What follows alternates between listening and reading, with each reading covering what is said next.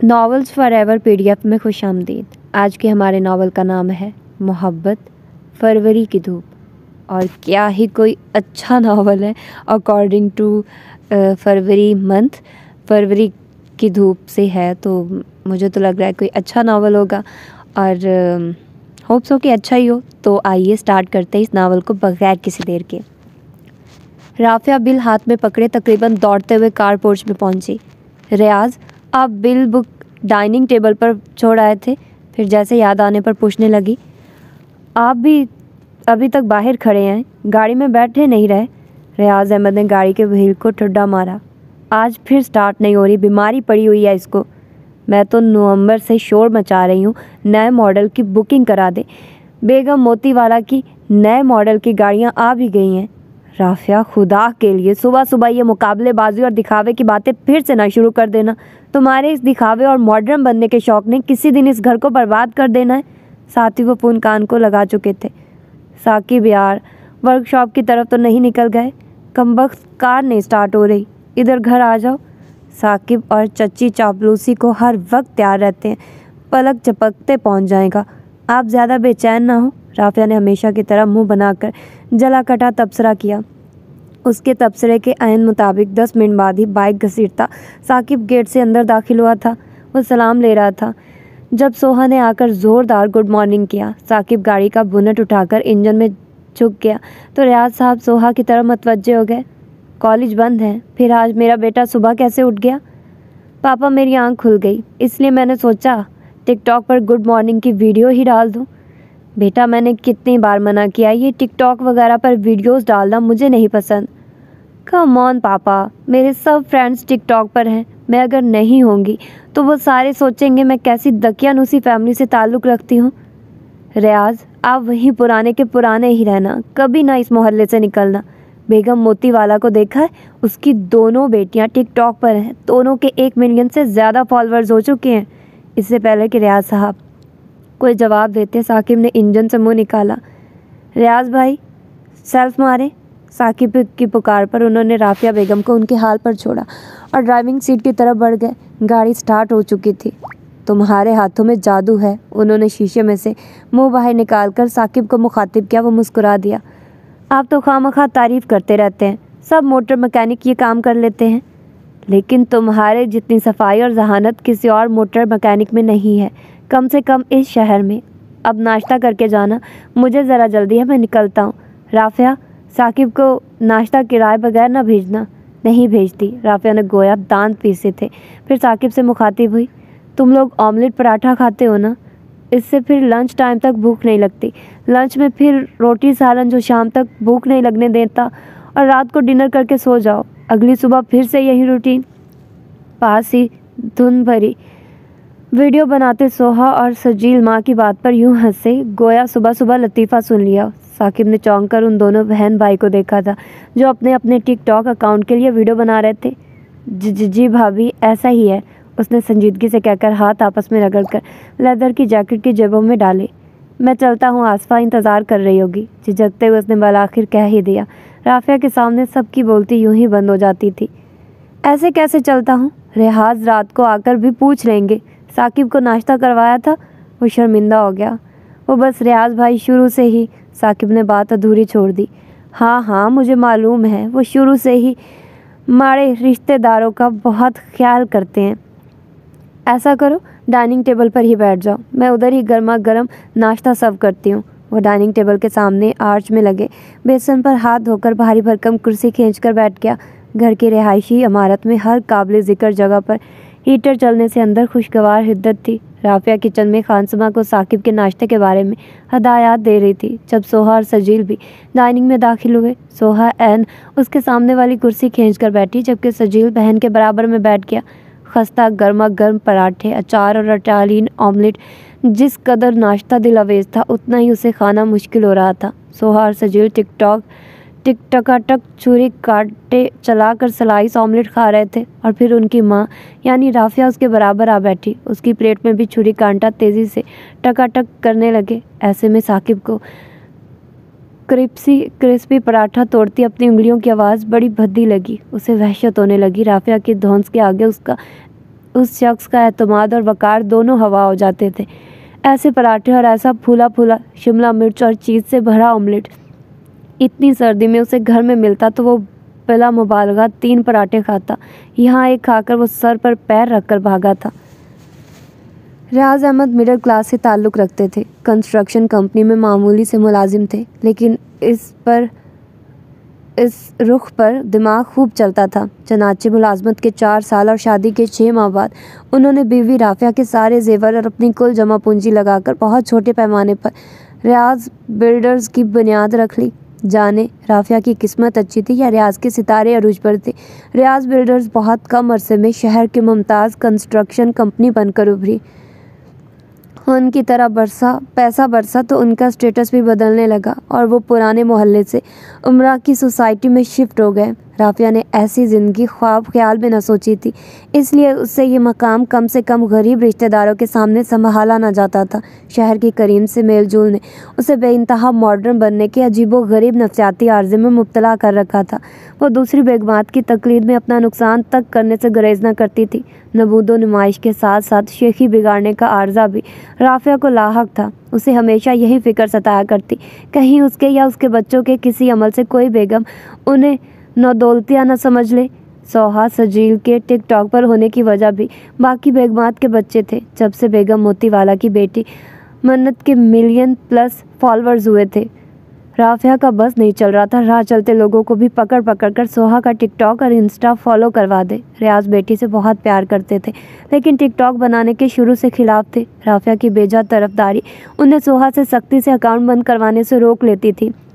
बहरहाल मौका मिलते ही वो बेटी को समझाने से गुरेज नहीं करते थे। साकिब और उसके घर से चिढ़ने की वजह कम हैसियत होने के अलावा साकिब की मरहूमा बहन से मोहब्बत भी थी। ये राफिया का ख्याल था कि रियाज 25 साल गुजरने के बावजूद भी बचपन के मंगेतर और मोहब्बत को भुला नहीं सके। जब ही तो निसार चचा की फैमिली पर हमेशा मेहरबान रहते हैं। पिछले मोहल्ले में बाकी रिश्तेदार भी तो मौजूद ही थे, उन पर तो कभी अनायत ना की। हमेशा निसार चचा की फैमिली और ख़ास तौर पर साकिब निसार पर ही क्यों मेहरबान रहते हैं? राफिया को इसका जवाब फातिमा की मोहब्बत और अचानक वफ़ात ही लगता था। बेगम मोतीवाला, बेगम सुरमे वाला और बेगम मुश्कात के सामने साकिब की वजह से वो जितना शर्मिंदा हुई थी वही जानती थी। हुआ कुछ यूँ कि नया कॉन्ट्रैक्ट मिलने पर घर में तकरीब रखी गई थी। उसी में बेगम मुश्कवता की गाड़ी ख़राब हुई तो रियाज ने कह दिया, मैं साकिब को बुलाता हूँ, मेरा कज़न है, बड़ा बाकमाल हुनरमंद है। राफिया की आंखों के इशारे नज़रअंदाज करके वो मुसलसल साकिब की तारीफ़ में रत्बुल-लिसान रहे। उस पर ही बस नहीं की, बल्कि वहाँ मौजूद लोगों से भी कहा कि अपनी गाड़ियों के लिए उसकी सर्विस लिया करें। वो जल्द अपनी वर्कशॉप खोलने वाला है। ये सब राफिया के लिए इंतहा दर्जे की सबकी थी। उनके 2 दिन मुसलसल मुंह बनाने, रोने धोने और फसाद के बावजूद रियाज ने साकिब लोगों से ताल्लुक़ तोड़ने का वादा नहीं किया था। ये कौन सा आपके खूनी रिश्ते हैं? मूव ऑन क्यों नहीं कर लेते आप? फसाद के बाद राफिया ने जज्बाती ब्लैकमेलिंग करने की कोशिश भी करके देख ली थी। मैंने कभी खुद को इकलौता नहीं समझा। सारा बचपन जवानी निसार चचा के बच्चों को अपने बहन भाई समझते गुजारी। खैर यूँ झूठ ना बोलिए, फातिमा को तो अब तक आपने बहन नहीं समझा। जवान औलाद के होते हुए भी मरहूमा का इश्क आपकी नस नस में दौड़ता है। ला हौला वला कुव्वता। राफिया बस कर दो ये जहर अफशानी। उन्होंने राफिया के आगे हाथ जोड़ दिए। तुम्हें कितनी बार बता चुका हूँ, इस सारी अपनायत के पीछे फिरदौस चच्ची और निसार चचा का बेहद मोहब्बत भरा सलूक शामिल है। हालांकि वो अब्बू के सगे भाई नहीं, कज़न थे। अम्मी की बीमारी में फिरदौस चच्ची ने बीच की दीवार से खिड़की निकलवा ली थी। अपने छोटे छोटे बच्चों के बावजूद हमारा घर संभालती थी, अम्मी को संभालती थी, यहाँ तक कि अपनी बेटी फातिमा को निसार चचा के पास सुला कर मुझे और रुकैया, फातिमा से छोटी थी, को दाएं बाएं सुलाती थी। मुझे अम्मी के बिना नींद नहीं आती थी। अब्बू की लाख कोशिश के बावजूद मैं उनके साथ सो नहीं पाता था। वक्त के साथ साथ भले अम्मी की तबीयत बेहतर होती गई, लेकिन फातिमा और रुकैया ने ही हमारा घर संभाले रखा। ऐसे में नसीहत होना कुदरती बात है। इस कुदरती बात को अब आप भुला क्यों नहीं देते? इतना वक्त गुजर चुका है। मैं इतना घटिया नहीं कि किसी के बेलौस एहसानात भूल जाऊं। एहसान तो मैंने भी आप पर किया है। ये रियाज बिल्डर्स मेरे जेवरात की वजह से बनी है। नखवत से बोली, इसीलिए ही तो तुम्हें बर्दाश्त करता रहता हूँ। रियाज ने भी हिसाब चुकता कराया। राफिया बुलबुला उठी। उनका हवाला हमारे लिए शर्मिंदगी का बायस बनता है। ये समझ में क्यों नहीं आ रहा आपको? साकिब बहुत मेहनती लड़का है, आइंदा चंद सालों में वो बहुत आगे जाने वाला है, फिर उनका हवाला तुमने ही अपनी बेगमात को दिया करना है। मतलब आप किसी कीमत पर फिरदौस चच्ची और साकिब से पीछा नहीं छुड़ाने वाले? नहीं, रियाज ने साफ इनकार किया था। वो दिन था और आज का दिन। राफिया ने रियाज से इस मौजू पर बात करना ही छोड़ दी थी। अलबत्ता जब भी निसार फैमिली का कोई फ़र्द हत्थे चढ़ जाता था, उन पर तंज की बारिश वो दिल खोल कर बरसाती थी, बार बार इज़्ज़त नफ्स मजरू करवा कर। फिरदौस चच्ची और उनकी चारों बेटियां तो आना छोड़ चुकी थी, लेकिन साकिब को रियाज गाड़ी की वजह से कभी कभार घर बुलाते ही रहते थे। बच्चों की गाड़ी और अपनी गाड़ी का काम भी उसी वर्कशॉप से कराते थे जिसमें साकिब मुलाजिम था। सोहा, तुमने फिर किसी लड़के के साथ टिकटॉक वीडियो बनाई है? डाइनिंग टेबल पर रियाज अहमद ने गमगीन संजीदगी से पूछा तो सोहा जज्बज़ होकर माँ को देखने लगी। आपसे किसने कहा सोहा ने डुएट टिकटॉक पर डाली है? खाने के वक्फे में साइट पर गया था, सारे मजदूर टिकटॉक देख रहे थे, वहीं लोगों के दबे दबे जुमले और इशारेबाजी से समझ में आ गया था। मेरे बार बार मना करने के बावजूद तुम टिकटॉक नहीं छोड़ रही हो। इससे भी बड़ी गलती मेरी और अपनी मम्मा की वीडियो तस्वीरें सोशल मीडिया पर डालकर की। पापा, वो मैंने मम्मा से पूछ कर ही अपलोड की थी, आप दोनों को वेडिंग एनिवर्सरी विश करने के लिए। क्या मिला इस विश से? हर तरफ बदनाम हो गया हूँ मैं, मजदूर भी इशारे करते मालूम होते हैं। रियाज, आप अपने अंदर के मिडिल क्लासिये को दफना क्यों नहीं देते? क्यों हमारी और अपनी ज़िंदगी अजाब कर रखी है? बेगम सुरमा वाला और बेगम मोती वाला ने सारे शहर की ख़वातीन को शादी की गोल्डन जुबली पर पार्टी दी, ऐसी पार्टी जिसका आप तसव्वुर नहीं कर सकते। उनके बेटियों ने भी टिकटॉक पर उसकी वीडियोस लगाई थी, इंस्टा पर स्टोरी भी डाली, पोस्ट भी डाली। उनकी बेटियां स्टार हैं, स्टार। आप खुद सोचिए, मिलियन से ज़्यादा लोगों ने देखा, दुआएं दी। मोती वाला सेठ और सुरमे वाला सेठ को तो कोई मसला नहीं हुआ, बल्कि बड़े फ़ख्र से बताती हैं सब, आपको ही मसला होता है। मुझे मसला है क्योंकि मेरे कानों में लोगों के मेरी बेटी के बारे में रिमार्क्स पढ़ते हैं। तुम भी कभी कमेंट सेक्शन चेक कर लिया करो, खुद ही ये फाका होगा। क्या फाका होगा? राफिया का मूड भी मुकम्मल बिगड़ चुका था। तुम और तुम्हारी तरबियत को भी गालियां देते हैं लोग। लोगों को और आता ही क्या है, स्टार्स के साथ ऐसी बातें चलती रहती हैं। स्टार? मैंने पहले भी कहा था मुझे अपनी बेटी को कोई स्टार व स्टार नहीं बनाना। सुलझी हुई सोमत सलाद की पाबंद औलाद चाहिए थी मुझे। तुमने किस लाइन पर लगा दिया राफिया? रियाज बाल नोचने वाले हो चुके थे। राफिया हस्बे मामूल टेम्पर लूज़ कर चुकी थी। उसने खड़ाक की आवाज़ के साथ रियाज के चेहरे के सामने हाथ जोड़े। दुनिया के साथ जियो और हमें भी जीने दो। प्लीज़ निकल आओ इस गुर्बत और गरीब मोहल्ले से। मेरी जड़ें इसी मोहल्ले में हैं। मेरे सारे रिश्तेदार मिडिल क्लास है, तुम्हारे रिश्तेदार मिडिल क्लास है। फिर बताओ कैसे निकल आऊँ? राफिया, तुम जिनकी तकलीद करना चाहती हो वो सारे जद्दी पुश्ती रईस हैं। उनके रिश्तेदार भी उन जैसे उम्रा हैं। हम उनका मुकाबला मुवाजना नहीं कर सकते। दिन रात एक करके मैंने ये मकाम हासिल किया है। अगर सजील और राहील मेहनत नहीं करेंगे, टिकटॉक और सोशल मीडिया पर लगे रहेंगे तो वापस पहले वाली जगह पर आ जाएंगे। सोहा की शादी में मुश्किल हो सकती है। शुक्र है आपको भी बेटी की शादी का ख्याल आया, राफिया जल कर बोली। तो राहिल ने भवें अचकाकर बहन को छेड़ा। सोहा ने कंधे अचकाकर बेनियाजी दिखाई। उन तीनों बहन भाइयों के लिए वालिदैन के हर वक्त की तू मैं हल्की फुल्की भूख में हल्का फुल्का टक जैसी थी। सोहा बेटा, ये टिकटॉक, इंस्टा, फेसबुक और अला बला की जान छोड़ो। पढ़ाई से जो वक्त मिलता है उसमें घरदारी सीखो। व्हाट? सजील को अच्छू लग गया। सोहा की आंखें फैल गई। पापा, आपका मतलब है मैं पोचे लगाया करूं? मेरा ये मतलब नहीं है बेटा, वो तहम्मुल से बोले। चीज़ों में दिलचस्पी लिया करो। आपको पता तो होना चाहिए इस सब का। आसफा को देखा है, आपसे 6 माह ही तो बड़ी है, लेकिन हर चीज़ में परफेक्ट। पापा, अब आप आसफा से मुझे कंपेयर करेंगे? सोहा सदमे से गुंग हो गई। हमजा, सजील उसकी हालत पर हंसने लगे तो राफिया फिर से गुफ्तगू में कूद पड़ी। आपको फिरदौस चच्ची, साकिब, साकबा, फातिमा, आसफा के सिवाय अभी दुनिया में कुछ नज़र नहीं आता है? बात गलत रुख पर जाते देखकर रियाज ने बच्चों से कहा, अगर वो खाना खा चुके हैं तो टेबल से उठ जाए। वो तीनों तो पहले ही मुंतजिर थे। भागम भाग अपने अपने फ़ोन पकड़कर कमरों में घुस गए। राफिया, हर बात पर भड़का ना करो। आसफा की मिसाल मैंने इसलिए दी है कि वो बच्ची तालीम याफ्ता होने के साथ साथ सुलझी हुई भी है, तभी तो इतने अच्छे घराने में शादी हो रही है। ठीक ठाक पैसे वाले लोग हैं, बरकत सेंट्री वाले। मैं खुद सोहा की शादी जल्दी करना चाहता हूँ। हर वक्त जिन लोगों का जिक्र करती हूँ वो हमसे रिश्तेदारी बिल्कुल नहीं करेंगे। शादियाँ वो अपने हम पला और जद्दी पुश्ती राइसों में ही करते हैं, जबकि हमारी क्लास के लोग भले जितना भी पैसा आ जाए बहु वज़ादार घराने से सुलझी हुई तबीयत खिलाते हैं। अब तुम ये ऊंच नीच सिखाओ सोहा को और टिकटॉक वाला सिलसिला बंद करवाओ। चलो कहती हूँ उसको, अगर मान गई तो। मिलियन फॉलोअर्स होने वाले हैं उसके। दिन में कितने ही चैनल वाले कॉल करते हैं इंटरव्यू के लिए। आप तो दफ्तर या साइट पर होते हैं, आपको इस सब की कहाँ खबर। अब तो स्टार बनी है, पैसा कमाने के दिन आ रहे हैं। कॉस्मेटिक्स कंपनी अपनी प्रोडक्ट्स की तशहीर उससे करवा रही है। एडवांस पकड़ा हुआ है, जो ही एग्रीमेंट ख़त्म हुआ मैं सख्ती से मना कर दूंगी। एडवांस भी पकड़ा हुआ है। रियाज अहमद फिर से भड़क गए। मुझे क्यों नहीं बताया? ओहो रियाज, मैं कह तो रही हूँ कि मना कर दूंगी मैं, फिर से क्यों भड़क रहे हो? पहला एग्रीमेंट था, इसलिए बहुत बड़ी रकम ना थी जो बताती। अब मिलियन फॉलोअर्स के बाद ही पैर जमने हैं।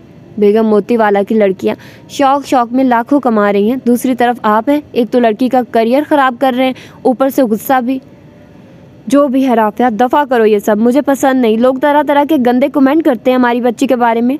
लोगों का तो काम ही है ये। हालांकि बेज़रर सी वीडियोस होती है सोहा की, खाने पीने की या मिजाहिया। डांस शांस उसने आज तक नहीं किया। मुझे वजाहतें ना दो, जो कहा है उस पर अमल करवाओ। लड़कों के साथ वीडियो बनाने वाला सिलसिला तो बिल्कुल ही ख़राब है। तुम बच्चों को शह देकर किसी अच्छी राह पर नहीं लेकर जा रही हो। मुझे उन लड़कों में खड़ी सोहा बिल्कुल अच्छी नहीं लगी। यूनिवर्सिटी भी तो लड़कों में ही बैठती है, वीडियो बना ली तो। मैं सुबह ही उसके रिश्ते के सिलसिले में अपने जानने वालों को कहता हूँ, तुम भी कह दो, फिर ना कहना खुद कर दिया। उसका इस घर से रुखसत होना ही बेहतर है। जब माँ तुम जैसी हो तो। वो बुड़बुड़ाते हुए चेहर धकेल कर उठ गए। माँ खराब है, बाप के अंदर का गरीब गैरतमंद नहीं मर रहा। पीछे राफिया की बुड़बुड़ाहटें भी अरूज पर थी। मामा, सारे मशहूर टिकटॉकर्स डुइट वीडियोस का कह रहे हैं। सब ने आसिम फार्म हाउस में इकट्ठे होना है। वहाँ न्यू ईयर पार्टी रखी गई है। नए साल के इस्तकबाल की वीडियो, आतिशबाजी की वीडियो के अलावा जो ख़ास बात है, बड़े बड़े टिकटॉकर्स ने सारे शहर की हैवी बाइक्स इकट्ठी की है। ग्रुप वीडियोस बनेंगी। फॉलोअर्स इकट्ठे करने का इतना शानदार मौका फिर नहीं मिलेगा। मैंने भी जाना है। सोहा लाड से टिकटॉक देखती माँ के साथ लगी। तुम्हारे पापा कभी नहीं जाने देंगे। एक तो रात का वक्त, दूसरा फिर से लड़कियाँ इकट्ठे होंगे। मामा कुछ करें प्लीज़। आपने नेहा हक को देखा? मुझसे बाद में अकाउंट बनाया, अब 1.25 मिलियन हो चुके हैं उसके फॉलोअर्स। सोहा में मुकाबलाबाजी और मवाजना वाली फितरत माँ से आई थी। अकेले भेजूंगी तो ड्राइवर तुम्हारे पापा को बता देगा। ऐसा करते हैं मैं भी तुम्हारे साथ चलती हूँ। नहीं मामा, वहाँ किसी की मदद नहीं आ रही है। सोहा हद दर्जा मुतफक्किर थी। मामा मैं नेहा से कहती हूँ, वो मुझे पिक एंड ड्रॉप कर देगी। तुम्हारे पापा से चोरी छुपे करना पड़ेगा सब कुछ। आजकल उनके मोहरों में दर्द हो रहा है। कभी कभी नींद की गोली भी खा लेते हैं। ऐसा करूंगी, कल पेन किलर के साथ नींद की गोली भी खिला दूंगी। शोर शराबे और पटाखों की कान फाड़ आवाज़ से वो वैसे भी घबराते हैं, बहाना चल जाएगा। Oh my God, genius. मम्मा लव यू। सोहा ने चटाक पटाक माँ के दोनों गालों पर बोसे दिए। राफिया ने खुद भी बड़ी नज़ाकत से बेटी के गाल छुए। सजील भी अपने दोस्तों के साथ होगा, उसके बहाने जागती रहूँगी। गेट भी खोल दूँगी। तुम कोशिश करना जल्दी निकल आओ। ठीक है मामा, मैं ड्रेस चेक कर लूँ कल की न्यू ईयर नाइट के लिए। साथ में नेहा और बाकी लोगों को इन्फॉर्म भी कर दूँ। एक वीडियो भी डाल देती हूँ सरप्राइज़ का बोलकर, फिर सब लोग मुतजस्सिस रहेंगे, फॉलो भी कर लेंगे। राफिया ने सर हिलाया और फिर से टिकटॉक में सर दे लिया। रात तीसरे पहर में दाखिल हो रही थी जब उसने घर का मोबाइल नंबर मिलाया, जो आधी बेल पर ही बिज़ी कर दिया गया। जो ही गेट खुला तो वो अपनी 1 to 5 अंदर ले आया। इतना ख्याल न रखा करो बिल्ली, अगले महीने रुखसत होकर जा रही हो, मेरा तो दिल नहीं लगेगा। साकिब ने मोहब्बत से बहन को साथ लगाया। आसफा की आंखें छलक गई। रात की फसोखेज़ी ऐसी थी कि साकिब की मोहब्बत भरी बात ने उस पर दुगना असर किया। अल्लाह, कितने ठंडे हो रहे हो भाई आप। जल्दी से हीटर के पास बैठिए, मैं पुलाव गर्म करके लाती हूँ। नहीं, खाना वर्कशॉप पर बहुत लेट खाया था, बस चाय बना दो। बल्कि तुम सो जाओ, मैं खुद बना लेता हूँ। बाद में भी खुद ही बनानी है, आज से ही आगाज़ कर लेता हूँ। बहन भाई की आवाज़ सुनकर फिरदौस भी आ गई। साकिब बेटा, बहुत देर लगा दी। अम्मी जी, सीज़न चल रहा है, कल नए साल की वजह से लोग अपनी गाड़ियाँ और बाइक्स ठीक करवा रहे हैं। मैं ओवर टाइम इसलिए लगा रहा हूँ कि शादी पर जितने पैसे पास हों उतनी ही अच्छी बात है। ना करो ओवर टाइम, तैयारी तो तकरीबन हो ही चुकी है। अम्मी, इसमें कहने वाली क्या बात है, आपको पता तो है त्योहारों के सीज़न ही तो कमाई के दिन होते हैं। आप बस दुआ करें, मैं जल्द ही अपनी वर्कशॉप खोलने का सोच रहा हूँ, इसमें कामयाब हो जाऊँ। अल्लाह कामयाब करे, लंबी हयाती करे। फिरदौस बेगम ने बेटे का सर चूमा। वो उनकी जमा पूंजी था। आप बताइए, कोई चीज़ रह तो नहीं गई थी जहेज़ में से? हर चीज़ पूरी है। साकबा ने भी आने का कह रही थी, सारा दिन फ़ोन करके सर खाती है। आसफा से काम ना करवाओ, आसफा की खिदमत करो। आसफा मेहमान है, महीना भर पहले आकर बहन की खिदमत करेगी। साकबा के जिक्र पर साकिब के लबों पर बर्दाश्त भरी मुस्कुराहट दर आई। वो दोनों ऊपर तले के थे। साकबा उससे महज 1.5 साल छोटी थी, इसलिए उन दोनों की बनती भी ज़्यादा थी।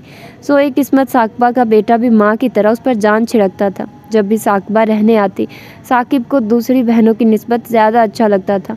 अब भी उसके महीने के क़याम और भांजे की शरारतों का सोच कर ही वो फ्रेश हो गया। इसी जुमा को ले आते हैं अम्मी। ठीक है, भूल न जाना, मैं नवाफिल पढ़ लूँ, वक्त निकल रहा है। माँ के साथ ही साकिब उठ खड़ा हुआ।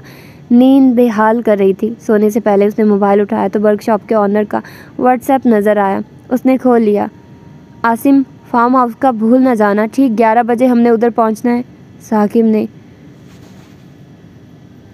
समझ करके रज़ाई कंधों तक खींच ली।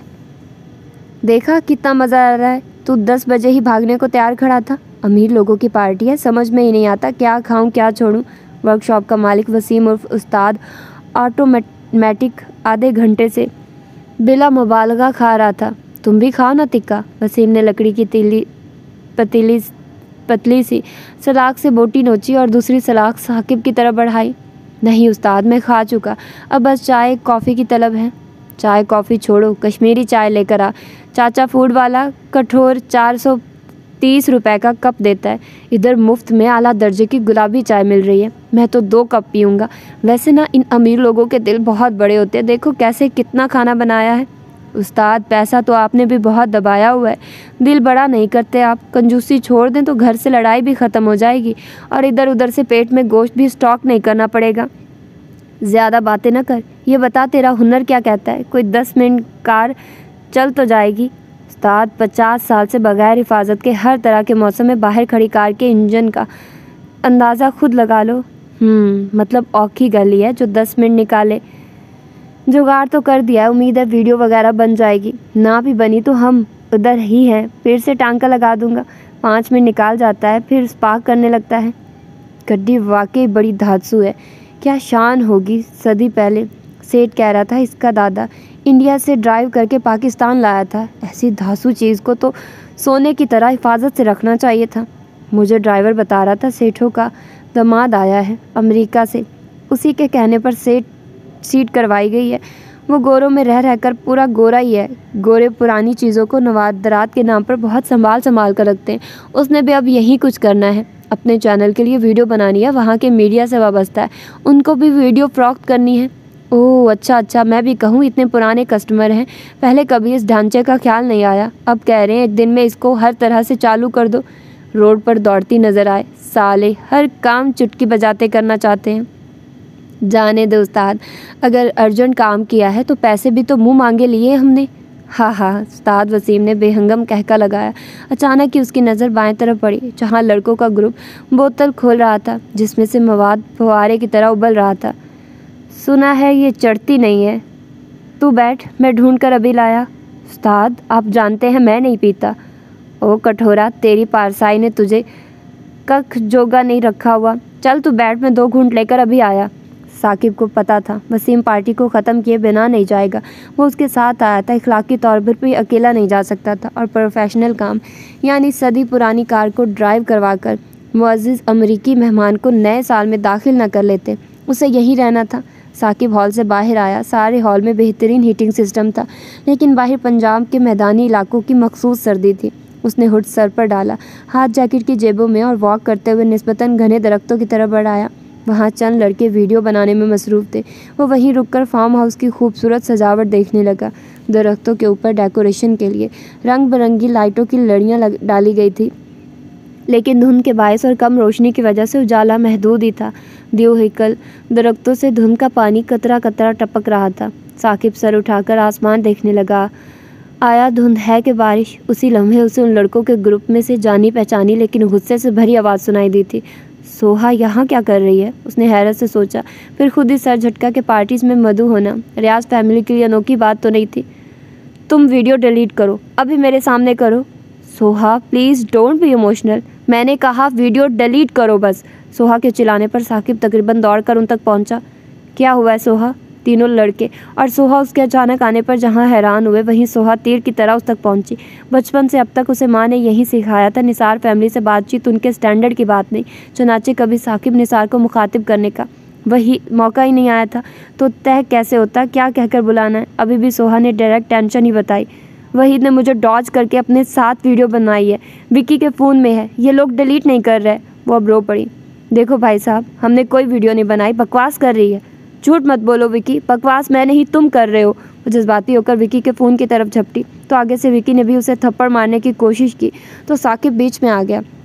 उसने उसका थप्पड़ मारने के लिए उठा हुआ हाथ मोड़कर पीछे लगा दिया। दूसरे हाथ से उसने उसकी जीन्स में से फ़ोन निकाल लिया। अब पीछे के दोनों लड़के बदज़बानी करते साकिब पर पल पड़े।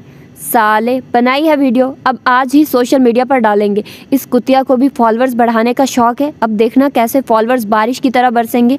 वो तीनों हर सूरत उससे फ़ोन छीनना चाहते थे। वो तीन थे, साकिब अकेला, जबकि सोहा विक्की वाला फ़ोन साकिब से लेकर खोलने की कोशिश कर रही थी ताकि वीडियो डिलीट कर सके। 12 बजने में चंद मिनट रह गए थे। हर तरफ बुलंद म्यूज़िक, आतिशबाजी और लोगों की जोशीली चीखें थी। ऐसे में साकिब के भारी बूटों की ठोकर ने एक लड़के का घुटना तोड़ डाला। दूसरा अब नीचे से उठ रहा था। तीसरे को समझ में आ गया था कि साकिब की बजाय सोहा को काबू करना आसान है। उसने उसके लंबे बाल जकड़े और पटक कर नीचे मारा। वो मुंह के बल गिरी। उसके हाथ में पकड़ा फ़ोन दूर जा गिरा। शदीद सर्दी में लगने वाली चोट ने सोहा की चीखें निकलवा दी। इससे पहले कि सोहा को मजीद मारता एक लड़का चिल्लाया, विक्की भाग, कोई फड्डे की वीडियो बना रहा है। साकिब ने सोहा को गिराने वाले लड़के को भागकर पीछे से पकड़ा, लटकते हुड से खींचा और मुंह पर जोरदार घुंसा जड़ा। बस करो साकिब, लोग मतवज्जे हो रहे हैं, मेरे पास फ़ोन है, हमें यहाँ से निकलना है। साकिब उसके पास आ गया।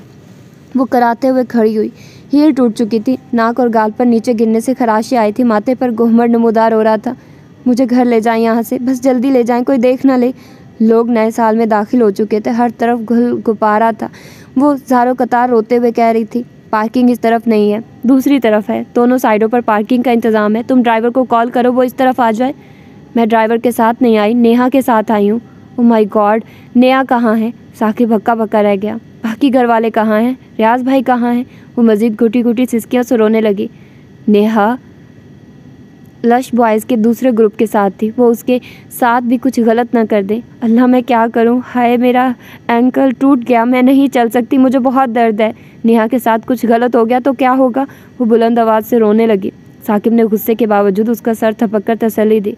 तुम उसे कॉल करो फ़ौरन। शोर इतना था कि कान पड़ी आवाज़ न सुनाई दे रही थी। वो नहीं उठा रही। उसके घर का नंबर है तो घर कॉल करो, मैं बाइक लेकर आता हूँ।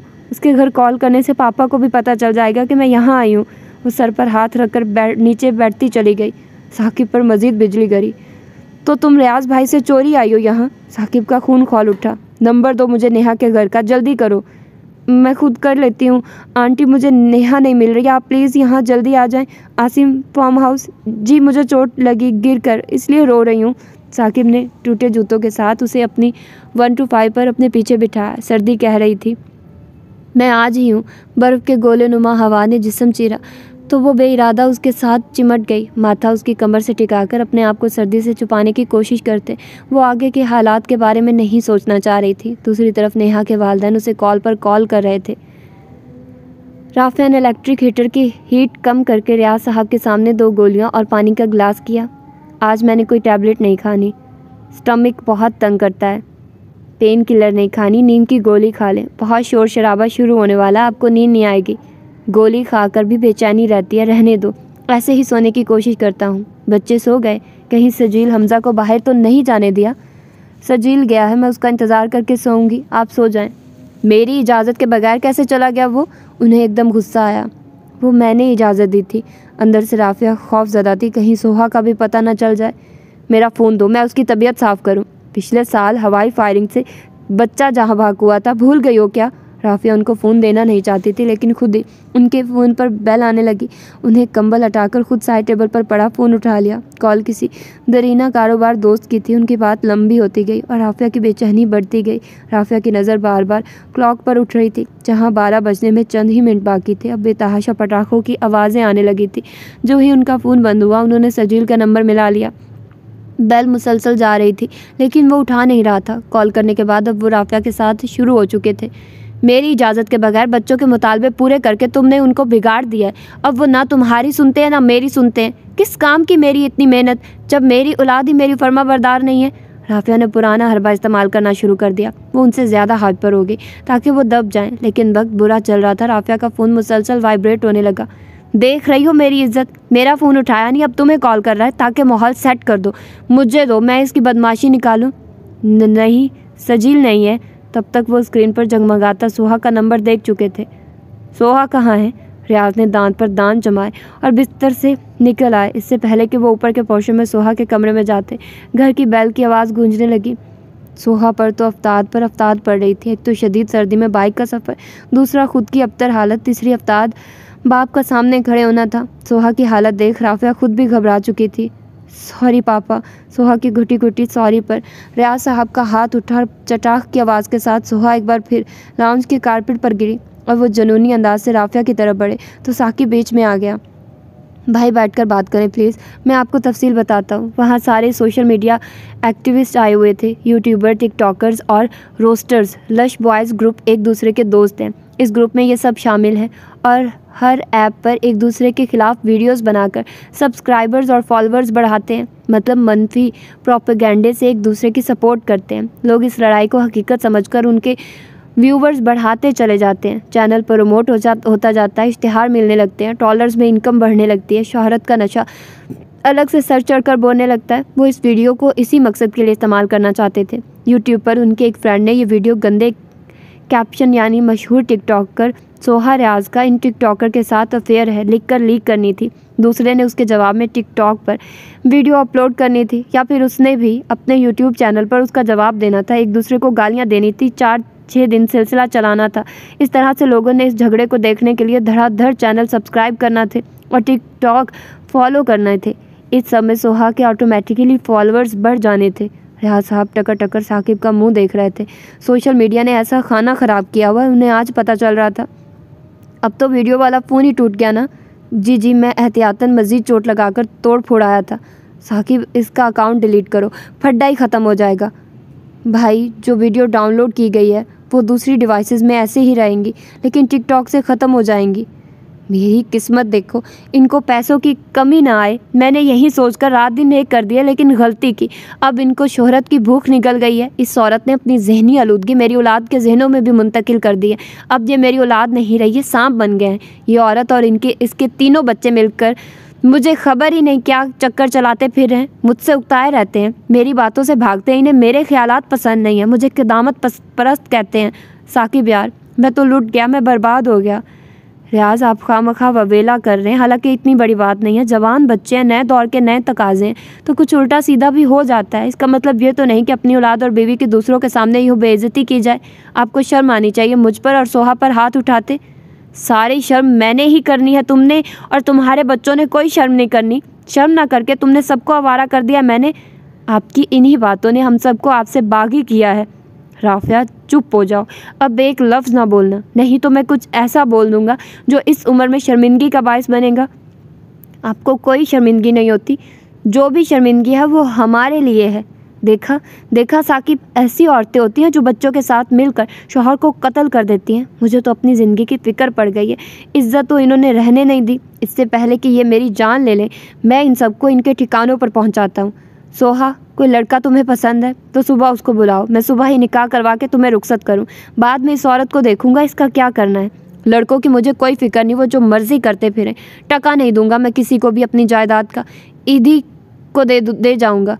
पापा आई एम सॉरी, प्लीज़ पापा इतना गुस्सा ना करें। मैं फिर कभी आपसे चोरी कुछ नहीं करूँगी, आपकी सारी बातें मानूंगी। तो ठीक है, बुलवाओ उस लड़के को, कल शाम तुम्हारा निकाह पढ़वा के रुखसत करूँ। पापा मेरा यकीन करें, ऐसी कोई बात नहीं है। उसने मेरे कंधे पर हाथ रखा था, बाद में वो नॉर्मली बात करने लग गया, लेकिन मुझे फ़ौरन ही पता चल गया ये लोग वीडियो बना रहे हैं। 15-20 सेकंड की वीडियो होगी बस। बाकी सारी बातें आपको साकिब चाचू ने बता दी हैं। अपने सर्कल में से जो तुम्हें पसंद है सुबह बुलाओ। मैं हर सूरत इसी हफ्ते इसका निकाह करके इसको रुखसत करना चाहता हूँ। सोहा के हाथ में पकड़ा फ़ोन फिर से बजने लगा। रियाज के इशारे पर उसने रिसीव करके स्पीकर पर कॉल लगा दी। सोहा कहाँ हो तुम? नेहा की मामा की कॉल थी। वो सोहा की सुनने से पहले ही शुरू हो गई। हम लोग नेहा के साथ पुलिस स्टेशन जा रहे हैं। लश बॉयज़ के खिलाफ FIR कटवानी है। तुम भी पहुँचो, बल्कि अपनी मामा से बात करवाओ। रियाज साहब ने हाथ बढ़ाकर फ़ोन पकड़ लिया। हेलो जी बहन जी, मैं सोहा का फ़ादर बात कर रहा हूँ।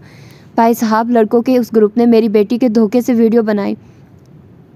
हर रास बल्कि किडनैप करने की कोशिश भी की। मुझे पक्का यकीन है सुहा के साथ भी यही कुछ किया हो गया, तभी उसने रोते हुए मुझे कॉल की थी। हम चाहते हैं आप भी FIR लिखवाएं, हम भी लिखवाएं तो केस बहुत मजबूत बनेगा।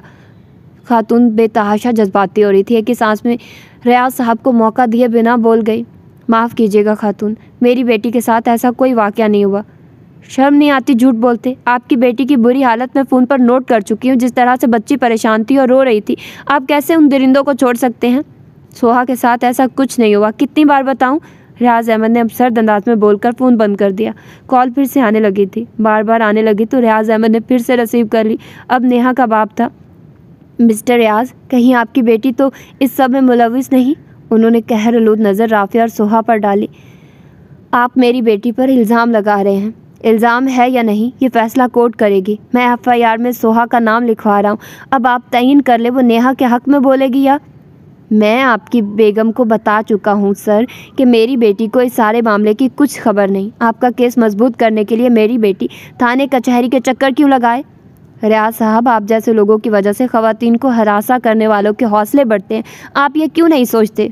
सर आपको कैसे बताऊं, ऐसा कुछ हुआ ही नहीं। मेरी बेटी पार्टी में ज़रूर गई थी, वहाँ मेरा दामाद भी मौजूद था। आपकी बेटी किसी और सिम चली गई, मेरी बेटी दामाद के साथ रही। केक कटने के दौरान किसी का पाँव उसके पाँव पर आ गया, जूते की एड़ी टूटी तो पाँव के बच्ची के पाँव में मोच आ गई, जिसकी वजह से वो लोग जल्दी घर आ गए। इस दौरान उन्होंने आपकी बेटी को कॉल की, लेकिन उसने पिक नहीं की, वो शायद बिजी थी। सोहा को सख्त डर था, चुनाचे वो घर आ गए थे। साकिब, सोहा, राफिया तक अभी भी लाउंज में दाखिल हुए सजील की आंखें भी फटने वाली हो चुकी थी। राफिया ने बेयकीनी से उन्हें झंझोड़ी डाला। जवाब रियाज अहमद ने उन्हें तकरीबन धक्का देकर दूर किया। सोहा की शादी तो नहीं हुई? फ़ोन में से नेहा और उसकी माँ की हैरत भरी आवाज़ें उन तक पहुँची। निकाह हो चुका है, रुखसती अभी नहीं हुई। इंशाल्लाह जल्द मतवक्के है, आपको मैं खुद कार्ड देने आऊँगा। नेहा लोगों के लिए ये सब बिल्कुल ही गैर मतवक्के था, सो उनके लम्हाती तजब्जुब का फ़ायदा उठाते हुए रियाज अहमद मज़ीद बोले, बेटी की ससुराल ज़रा कदामत परस्त है। वो लोग थाने कचहरी के चक्कर को बुरा समझते हैं, फिर भी आप कहें तो हम हाजिर हैं हर किस्म के ताउन के लिए। दामाद भी वहीं था, आप कहें तो मैं साकिब को लेकर अभी हाजिर हो जाता हूँ सिटी थाना में। हम आप लोगों को जहमत ज़रूर देंगे, अभी थाने पहुँच चुके हैं, फिर बात करते हैं। अल्लाह हाफिज़। रियाज, आप किसकी बात कर रहे थे? साकिब की, वो ठंडे ठार लहजे में बोले। सबके एक बार फिर रंग उड़ गए। साकिब, मुझे उम्मीद है तुम मेरी औलाद की तरह मुझे मायूस नहीं करोगे। फिरदौस चच्ची ने भी आज तक मेरी बात नहीं टाली। अभी तुम जाओ, चच्ची को मेरे फैसले का बताओ, सुबह ही निकाह करना है, ये फड्डा लंबा चलने वाला है। फिर बीवी से मुखातिब होते हुए कहा, इस मसले से ज़रा निकल आऊँ, तुमसे बाद में निपटूंगा। मामा, मेरे साथ जो भी हो रहा है सिर्फ आपकी वजह से हो रहा है। ऐसे हस्बैंड का मैंने कभी तसव्वुर नहीं किया था। मोटर मैकेनिक, अनपढ़, जाहिल, साकिब निसार, सोहा रियाज अहमद का शौहर। वो मेकअप की परवाह किए बिना फूट फूट कर रोई, तो राफिया ने भी आंखें रगड़ी। बेबी, तुम टेंशन ना लो, मैं इसको हमेशा के लिए तुम्हारा शौहर थोड़ी रहने दूंगी। जल्दी कोई तरकीब ट्राई कर लड़ाती हूँ। 1 महीना 14 दिन थे तो सही, क्या कर लिया आपने? लोग मोहब्बत का आलमी दिन मना रहे हैं, मेरी ज़िंदगी बर्बाद हो गई आज। मुझे इस गरीब रिश्तेदार गवारा नहीं, तुम्हारे बाप ने दामाद ही गरीब गुरबा बना दिया। मेरी तो इज्जत 2 कौड़ी की हो गई। कोई एक खूबी होती, ये बद शक्ला कलोटा गरीब मस्कीन, ऊपर से अनपढ़ जाहिल। चलो खूबसूरत ही होता, मैं बेगमात से कह देती, खूबसूरती देकर बेटी दी है। बात के खात्मे पर राफिया के मुंह से सिसकी निकल गई। मेरी बात गौर से सुनो सोहा। सोहा ने आंसू रगड़ी, आंखें माँ पर जमा दी। खामखा उस काले कलोटे को फरी ना होने देना, मेरी बात समझ रही हो? उससे कहना अपनी माँ के कमरे में सोए, मैं ज़्यादा देर तक नहीं चलने दे सकती। बॉडी मेरे पास रखना, कोई ऐसी वैसी हरकत करे तो आंखों में डालना। बॉडी स्प्रे अपने पास रखना, कोई ऐसी वैसी हरकत करे तो उसकी आंखों में डालना। कितनी देर है अभी? रियाज और सजील इकट्ठे उसके कमरे में दाखिल हुए। राफिया ने घर के लॉन में सादा सा इंतज़ाम करवाया था ताकि कम से कम लोगों को इस शादी की खबर हो। जनवरी को निकाह हुआ था, आज यानी 14 फरवरी तक की चाल कामयाब ना हो सकी थी, हत्ता कि किसी हम पला घराने का रिश्ता भी ना मिल सका। सितारे गर्दिश में थे। राफिया की अपनी लाडली और सरचढ़ी बेटी साकिब निसार के घर रुखसत करनी पड़ रही थी। आगे कल आया अमल। वो सोहा को रटा चुकी थी। अभी उसने हार नहीं मानी थी। कल ही 20,000 और सोहा की तस्वीर एक मैरिज ब्यूरो को देकर आई थी। डिमांड पुरानी ही थी, अपर क्लास। साकिब निसार के बराबर बैठकर वो मज़ीद सफ़ेद खूबसूरत लग रही थी, या शायद उसके बराबर बैठकर साकिब की रंगत सांवली से स्याह हो गई थी। कोई फ़ैसला न कर पाया। जो चंद लोग हैं आपके सगे, आपके मोहल्ले वाले, वही इतनी बातें कर रहे हैं इस बुझदिल शादी पर। मेरा या आपका सर्कल क्या क्या ना कहेगा, खुद सोचिए। साकबा उन मियाँ बीवी के धीमे सुरों में सुलगती बातें सुनकर चुपचाप भाई के पहलू से उठ गई। साकिब की मजबूरी थी, वो सब सुनते हुए भी उठ नहीं सकता था। रियाज, आप मुझे सज़ा दे लेते, सोहा की ज़िंदगी से तो ना खेलते। ये तुम दोनों की सज़ा ही तो है, रियाज अहमद ने दांत पर दांत जमाकर कहा। सज़ा है तो फिर मैं जल्द या बदीर इसको ख़त्म कर ही दूंगी। साकिब के दिल में छनाके से रियाज अहमद का बुट टूटा। रियाज भाई, ऐसी क्या खामी है मुझ में जो मैं सज़ा हूँ? उसका दिल क्या गले में पड़ी माला फेंके और दोनों मियाँ बीवी के सामने खड़ा होकर पूछे। पैसा कम होना, आम मोहल्ले में रहना और रंग साफ ना होना सज़ा है? गलती उनकी खुद की थी तो सज़ा भी अपनी हैसियत की दे लेते। उस पर एहसान का रियाज अहमद ने भारी मुआवजा वसूल किया था। उसका दिल धुएं से भर गया। साकिब जैसा हीरा देकर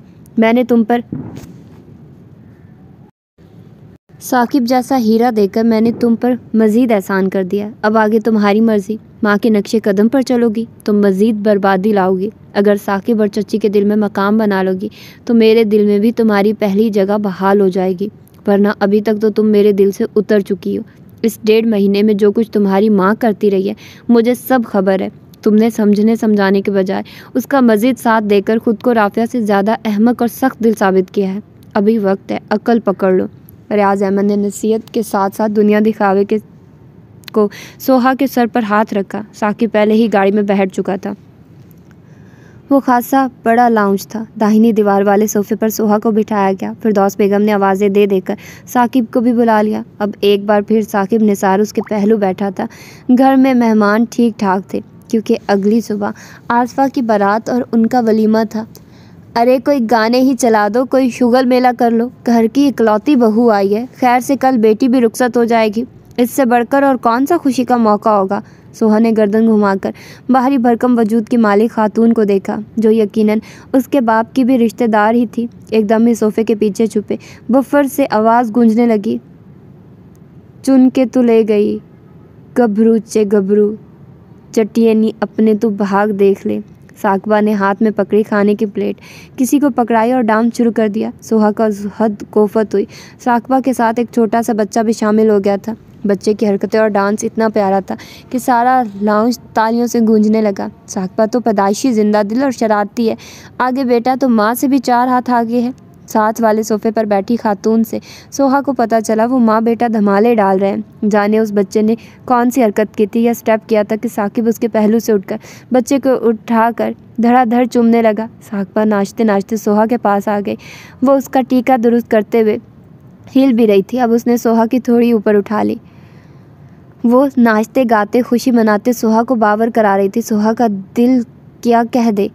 भाग तो तुम लोगों के खुले हैं, बैठे बिठाए सोहा रियाज अहमद घर आ गई। रियाज अहमद के घर जाने का रास्ता मिल गया, वरना तुम गरीबों को कौन पूछता था। खराबी सारी सोच की थी जो राफिया ने अपने बच्चों में मुंतकिल की थी। उसे सब कुछ पैसा ही लगता था। कमरा पुराना लेकिन कुशादा था। फर्नीचर भी नया डलवाया गया था। जहेज़ के नाम पर राफिया ने तिनका तक नहीं खरीदा था। रियाज अहमद ने जहेज़ के नाम पर जो कैश देने की कोशिश की वो साकिब ने लेने से इनकार कर दिया था। इसका मतलब यही था कि अपने पैसों से कमरा सेट किया गया था। दीदा ज़ेब बेड के साथ मैचिंग पर्दे, सोफ़ा और ड्रेसिंग टेबल था। कबर्ड दीवार में नस्ब थी। जायज़ा लेने के बाद सोहा ड्रेसिंग टेबल के सामने जाकर खड़ी हुई। वो मेकअप साफ़ कर चुकी थी। जब दस्तक देकर साकबा अंदर आई, उसे इस तरह धुले चेहरे के साथ देखकर उसकी आंखों में हल्की सी बेचैनी हुई। फिर फ़ौरन ही वो नॉर्मल लगने लगी। अच्छा किया इजी हो गई हो। मैं समझ सकती हूँ तुम्हें हम सब लोगों से उलझन हो रही होगी। असल में तुम लोगों का माहौल हमसे कदरे मुख्तलिफ है। हौले हौले ही आदी बनोगी। सोहा चुप ही रही। चाय पियोगी? साकिब चाय का काफ़ी शौकीन है, तुम्हें भी आदी कर देगा। उसके लहजे में भाई की मोहब्बत ठाठे मार रही थी। हमारा इकलौता भाई है, मेरा तो बेस्ट फ्रेंड भी है। अब वह मुस्कुराई भी। सोहा को मज़ीद बेजारी हुई। वो उठ खड़ी हुई। सुबह बातें करेंगे। उसका दिल नहीं था कमरे में जाने का, लेकिन सबके बार बार वक्त का एहसास दिलाने पर उसे आना ही पड़ा था। आगे वो लेलन के आरामदेह सूट में सादा चेहरे के साथ टांगे कमल में छुपाए बैठी थी। उसके सलाम का जवाब भी नहीं आया तो उसने अलमारी से अपना लिबास निकाला और बाथरूम की तरफ बढ़ गया। तुम कहाँ सोएगे, बेड पर या सोफे पर? माँ ने रटा कर भेजा था। दबना नहीं है, औकात में रखना है, हमसे बहुत कमतर लोग हैं। कमतरी का अंदाज़ा तो उसे मेहमान देखकर भी हो गया था। वालिदैन के सर्कल से 1000 गुना मुख्तलिफ लोग थे ये सब। किस कदर मुख्तलिफ रात होती अगर उसकी जगह हम जैसे घर की लड़की से मेरी शादी हुई होती। मैं इस सवाल का जवाब भी कुछ और देता। सोचे झटक कर उसने बेड की तरफ इशारा कर दिया। वो कंबल उठाकर सोफे की तरफ बढ़ गए। अब बेड पर कोई कंबल ही ना था। बाहर निकलने से बेहतर लगा अलमारी से कुछ ढूंढ लेना चाहिए। पर आखिर उसे अपनी गर्म चादर मिल गई। चादर कंधों तक ओढ़कर उसे तरह तरह की सोचें आने लगी। जाने कब तक इस अमानत की हिफाजत करनी पड़ेगी। आसार तो यही कह रहे हैं इसकी वालदा माजिदा जल्द सज़ा ख़त्म करवा लेगी। वो इस वक्त 8वीं जमात में था जब रियाज का सितारा चमकने लगा, लेकिन उनके घर का चांद हमेशा के लिए डूब गया। निसार अहमद के मरने से जिंदा बच जाने वालों का ज़्यादा नुकसान हुआ। 2 उससे बड़ी बहनें थी, 2 छोटी। बाप की छोड़ी हुई करियाने की दुकान उसे चलानी नहीं आई। महीनों में दुकान ख़त्म हो गई। घर मुफाकों की नौबत आने वाली थी कि रियाज अहमद आ गए। उन्होंने उसे अपनी जानने वाले की वर्कशॉप पर बिठा दिया और घर का राशन खुद देने लगे। जब उसने मैट्रिक प्राइवेट किया तब तक वो गाड़ियों का कारीगर हो चुका था। इस दौरान रियाज अहमद उसकी एक बहन की अपने खर्चे पर शादी भी कर चुके थे। जो ही वो कारीगर हुआ, रियाज अहमद ने उस वर्कशॉप से उसे उठाकर अपने जानने वाले की दूसरी वर्कशॉप में मुनासिब तनख्वाह पर मुलाजिम रखवा दिया। ये मुलाजमत उसकी ज़िंदगी का टर्निंग पॉइंट साबित हुई। अपनी जहानत और हुनरमंदी की बदौलत बहुत जल्द मालिकों का मुँह चढ़ा मुलाजिम बन गया। यह शहर की सबसे बड़ी वर्कशॉप थी जहाँ रोज़ाना सैकड़ों की तादाद में गाड़ियाँ ठीक होने आती थी। हर एक की यही ख्वाहिश होती साकिब से सर्विस ले। हर आने वाला दिन उसकी हैसियत को मुस्तहकम करता गया। माली हालात बेहतर होते गए, यहाँ तक कि उसने दूसरी बहन की शादी अपने बलबूते पर की। उसी बीच घर की छत दोबारा से डलवाई जो जगह जगह से टपकने लगी थी। छोटी उम्र में उसे लोगों की पहचान होती गई। पब्लिक डीलिंग इंसान की हसियात को मामूल से ज़्यादा एक्टिव कर देती है। उसके साथ भी ऐसा ही हुआ था। रियाज अहमद की फ़याज़ी और नेक दिली उसे हमेशा उसे नज़र झुकाए रखने पर मजबूर कर देती थी, जबकि राफिया वो हस्ती थी जिसकी वजह से उसकी माँ और बहनों ने रियाज अहमद का दर्द छोड़ा था। हालांकि फिरदौस उन्हें बड़े बेटे का दर्जा देती थी, लेकिन राफिया की ज़बान का जहर हर एहसास का खून करने को काफ़ी था। काफ़ी दफ़ा उसके दिल में ख्याल भी आता कि राफिया भाभी से कहें। 10 साल से उसने कभी रियाज अहमद की माली मामनत नहीं ली। वो खुद बेहतरीन कमा रहा है, बचत के नाम पर अकाउंट में भी कुछ ना कुछ मौजूद रहता है, लेकिन वो कभी कह नहीं पाया क्योंकि राफिया की नफ्सियात कहती थी वो औरत यकीन नहीं करेगी। रियाज अहमद की वो दिल से इज्जत करता था कि वो ना होते तो साकिब शहर का बेहतरीन मैकेनिक ना होता। कुशादा रिस्क का सबब उसका मैकेनिकल वर्क था जिसकी बुनियाद रियाज ने रखी थी। ये शादी भी इसी एहसान के बोझ तले दब कर की गई थी। फिरदौस बेगम समेत कोई दिल से राज़ी ना था। सबको खबर थी रियाज और राफिया के तनाज़े में की जाने वाली उस शादी की उम्र नहायत मुख्तसर होगी। साकबा के अलावा उसकी बहनों को तो ये भी गिला था कि ख्वामख्वाह में उनका राज दलारा भाई दोहा जो यानी कवारा न कहलाएगा। फिरदौस और साकिब ने उनके गुस्से को दरखोर अतना न जानकर रियाज की खातिर निकाह भी कर लिया था और अब उन्हीं के कहने पर रुखसती भी कर ले ली थी। सब कुछ खुद करवाकर फिर साकिब की कम हैसियती को खुद ही सज़ा कहना। उसे अभी तक चुभ रहा था। चुभती सोच से छुटकारे के लिए उसने सुबह आसफा की बारात के इंतज़ामात का सोचना शुरू किया तो नींद भी मेहरबान हो गई। गुलाबी और फिरोज़ी रंग के इम्तजाज की नफीसों भारी भरकम मैक्सी ने उसे लम्हा भर को ठटकने पर मजबूर किया था। इतने कीमती लिबास और चॉइस की वो तवक्को नहीं कर रही थी। खैर मुझे क्या, कहकर उसने सर झटक दिया। चलो सोहा, तुम्हें पार्लर में भी वक्त लगेगा। हमें हर हाल में आसफा की बारात से पहले हॉल में पहुंचना है। साकबा तेज़ी से उसकी मैक्सी के साथ की मैचिंग ज्वेलरी वगैरह शॉपर में डाल रही थी। मैं तैयार हूँ। ऐसे ही, मेरा मतलब है वो चादर ले लो जो मैंने निकाल कर रखी है। यहाँ नहीं, दुल्हन का दुपट्टे में बाहर निकलना पसंद नहीं किया जाता। चादर जितना बड़ा दुपट्टा है तो सही, अब भी ना अच्छा समझे तो सबकी मर्जी। साकबा उसका मुंह देखकर रह गई। हर गुजरते लम्हे के साथ सोहा को अंदाज़ा हो रहा था उसकी हैसियत यहाँ बादशाह जैसी है, बाकी सब बेवकूफ़ और जी हजूरी करने वाली रियाया हैं। हॉल में भी आसपास से ज़्यादा नज़रें उस पर उठती रही। वो वाकई उन सब से जुदा थी। रूह पहले रोशन रोशन हुस्न को 4 चांद उसकी नखवत और शहाना मिजाज लगा रहा था। राफिया वैसे तो कभी भी इस शादी में शरीक न होती, लेकिन अब बेटी की खबरगिरी को वो अव्वलीन मेहमानों के साथ पहुंची थी। कैसी है मेरी प्रिंसेस? उसके साथ लगकर बैठकर उसने राजदारी से पूछा, बल्कि उसके चेहरे को खोजा। बिल्कुल ठीक हूँ मामा। बॉडी स्प्रे की ज़रूरत तो नहीं पड़ी। नहीं मामा, वो खुद ही सोफे पर सोया था। फिर भी ट्रस्ट करने की ज़रूरत नहीं मामा, वो सब लोग मुझसे बहुत दबते हैं। यूँ समझे मैं कोई ब्रिगेडियर हूँ और वो 4th क्लास मुलाजिम। अपनी मिसाल पर वो खुद ही मुस्कुराई तो साकबा ने उस दिलनशी मुस्कुराहट को कैमरे में महफूज कर लिया। शाबाश, 2 टके के लोग, 2 टके का मोटर मैकेनिक, मेरी सोहा का शौहर। सोच कर ही मेरी कनपट्टियाँ फटने लगती है। जल्दी हल निकाल लूँगी इस अजियत का, तुम परेशान ना होना। अभी तुम्हारी मामा जिंदा है। राफिया ने उसकी मेहंदी लगे हाथ की पुष्ट चूमी। मामा आप डिप्रेस ना हो, मैं वहाँ बहुत कंफर्टेबल हूँ। साकिब को भी कमरे से निकाल दूँगी। अभी तो मेहमान है घर में, इसलिए चुप हूँ। गुड, ऐसे ही हालात का मुकाबला करो। तुम तो मेरा जानू बच्चा हो। मेरा फ़ोन रख लो, सोशल मीडिया पर वक्त गुजारी हो जाएगी। सोशल मीडिया पर क्या जाऊँ मामा, सब अकाउंट डिलीट हैं। वैसे भी किसी जानने वाले ने शादी का पूछ लिया या पिक्स मांग ली तो क्या करूँगी। मैं पापा को हर हाल में मनाना चाहती हूँ, फिर से फ़ोन ले लिया तो वो और नाराज़ हो जाएंगे। चलो जैसे तुम्हारी मर्ज़ी। बारात वाली ख़वातीन और फोटोग्राफर को आते देखकर राफिया सरत से स्टेज से उतरी। फिर वो हॉल में रुकी नहीं बल्कि सीधा घर आकर दम लिया। जो वो बावर करवाना चाहती थी फिरदौस, साकिब और उसकी बहनें अच्छी तरह समझ गए थे।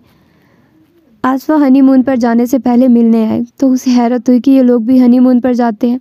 उसे तो लगता था उन्हें किसी चीज़ की कोई खबर नहीं, इनका मसला तो सिर्फ रोटी है। आसफा के जानने के बाद साकिब ने भी अपना कमरा अलहदा कर लिया। उसे कहने की ज़रूरत ही नहीं पड़ी।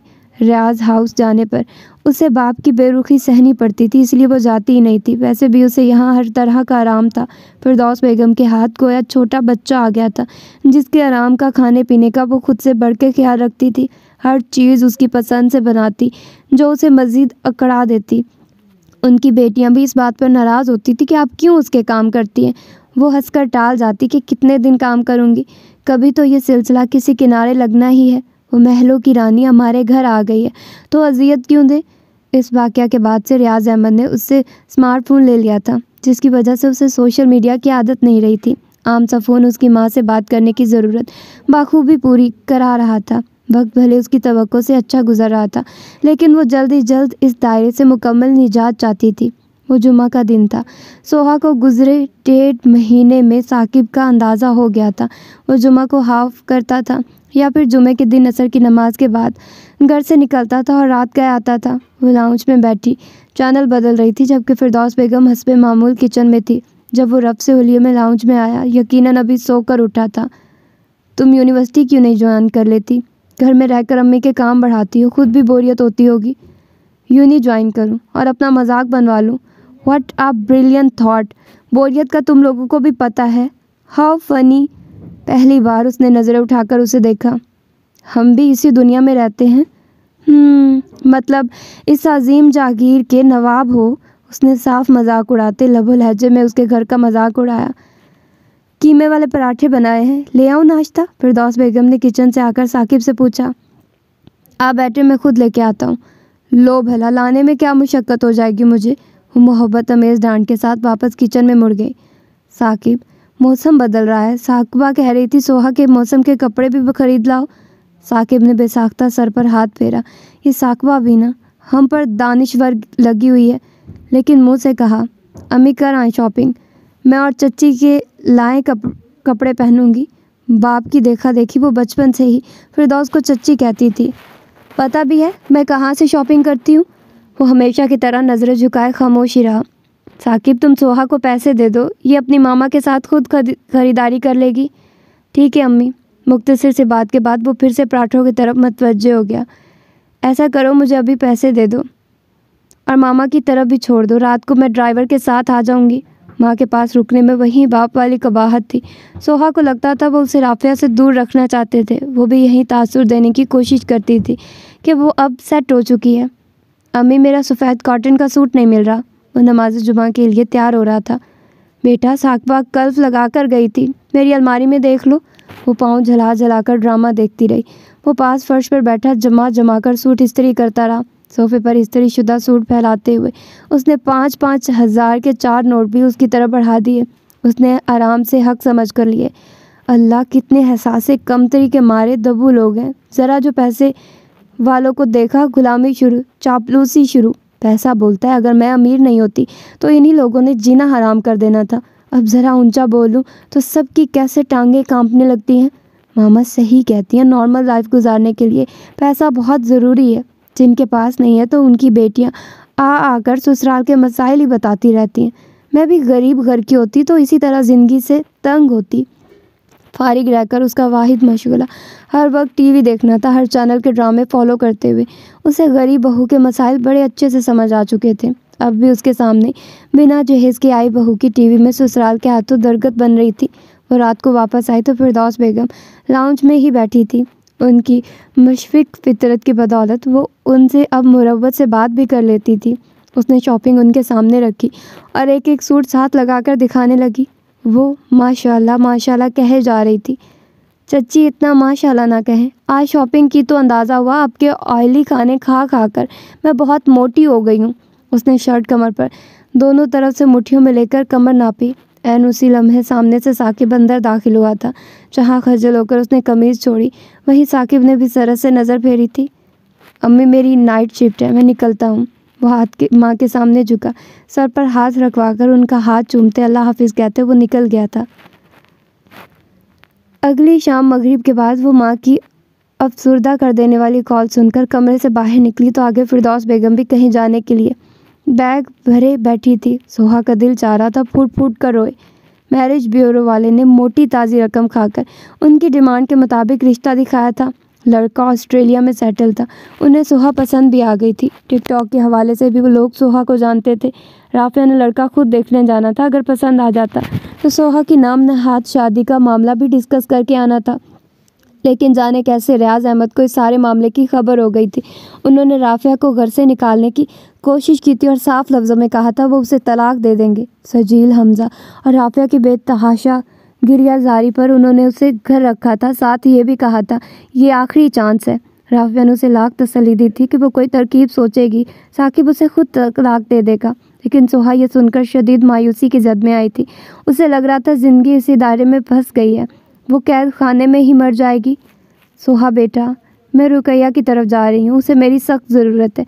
3 साल से पेट की रसौली ने उसे तंग कर रखा है। वो डरती थी, ऑपरेशन नहीं करवाती थी। अब डॉक्टर ने हर सूरत ऑपरेशन ही तजवीज़ किया है। डॉक्टर कह रही थी सीरियस नोयत का ऑपरेशन होगा। मेरे हाथ पैरों की जान निकली जा रही है। अभी तक फातिमा का ज़ख़म ताज़ा है। मैं औलाद का दुख नहीं देख सकती। या अल्लाह, मेरे बच्चों को अपनी रहमत के आसार में रखना। साकिब ने माँ को साथ लगाकर उनके अश्क पूंछे। अम्मी आप क्यों घबरा रही हैं? आपा ठीक हो जाएंगी। तुमने खून का इंतज़ाम किया? साकिबा कह रही थी खून की ज़रूरत है।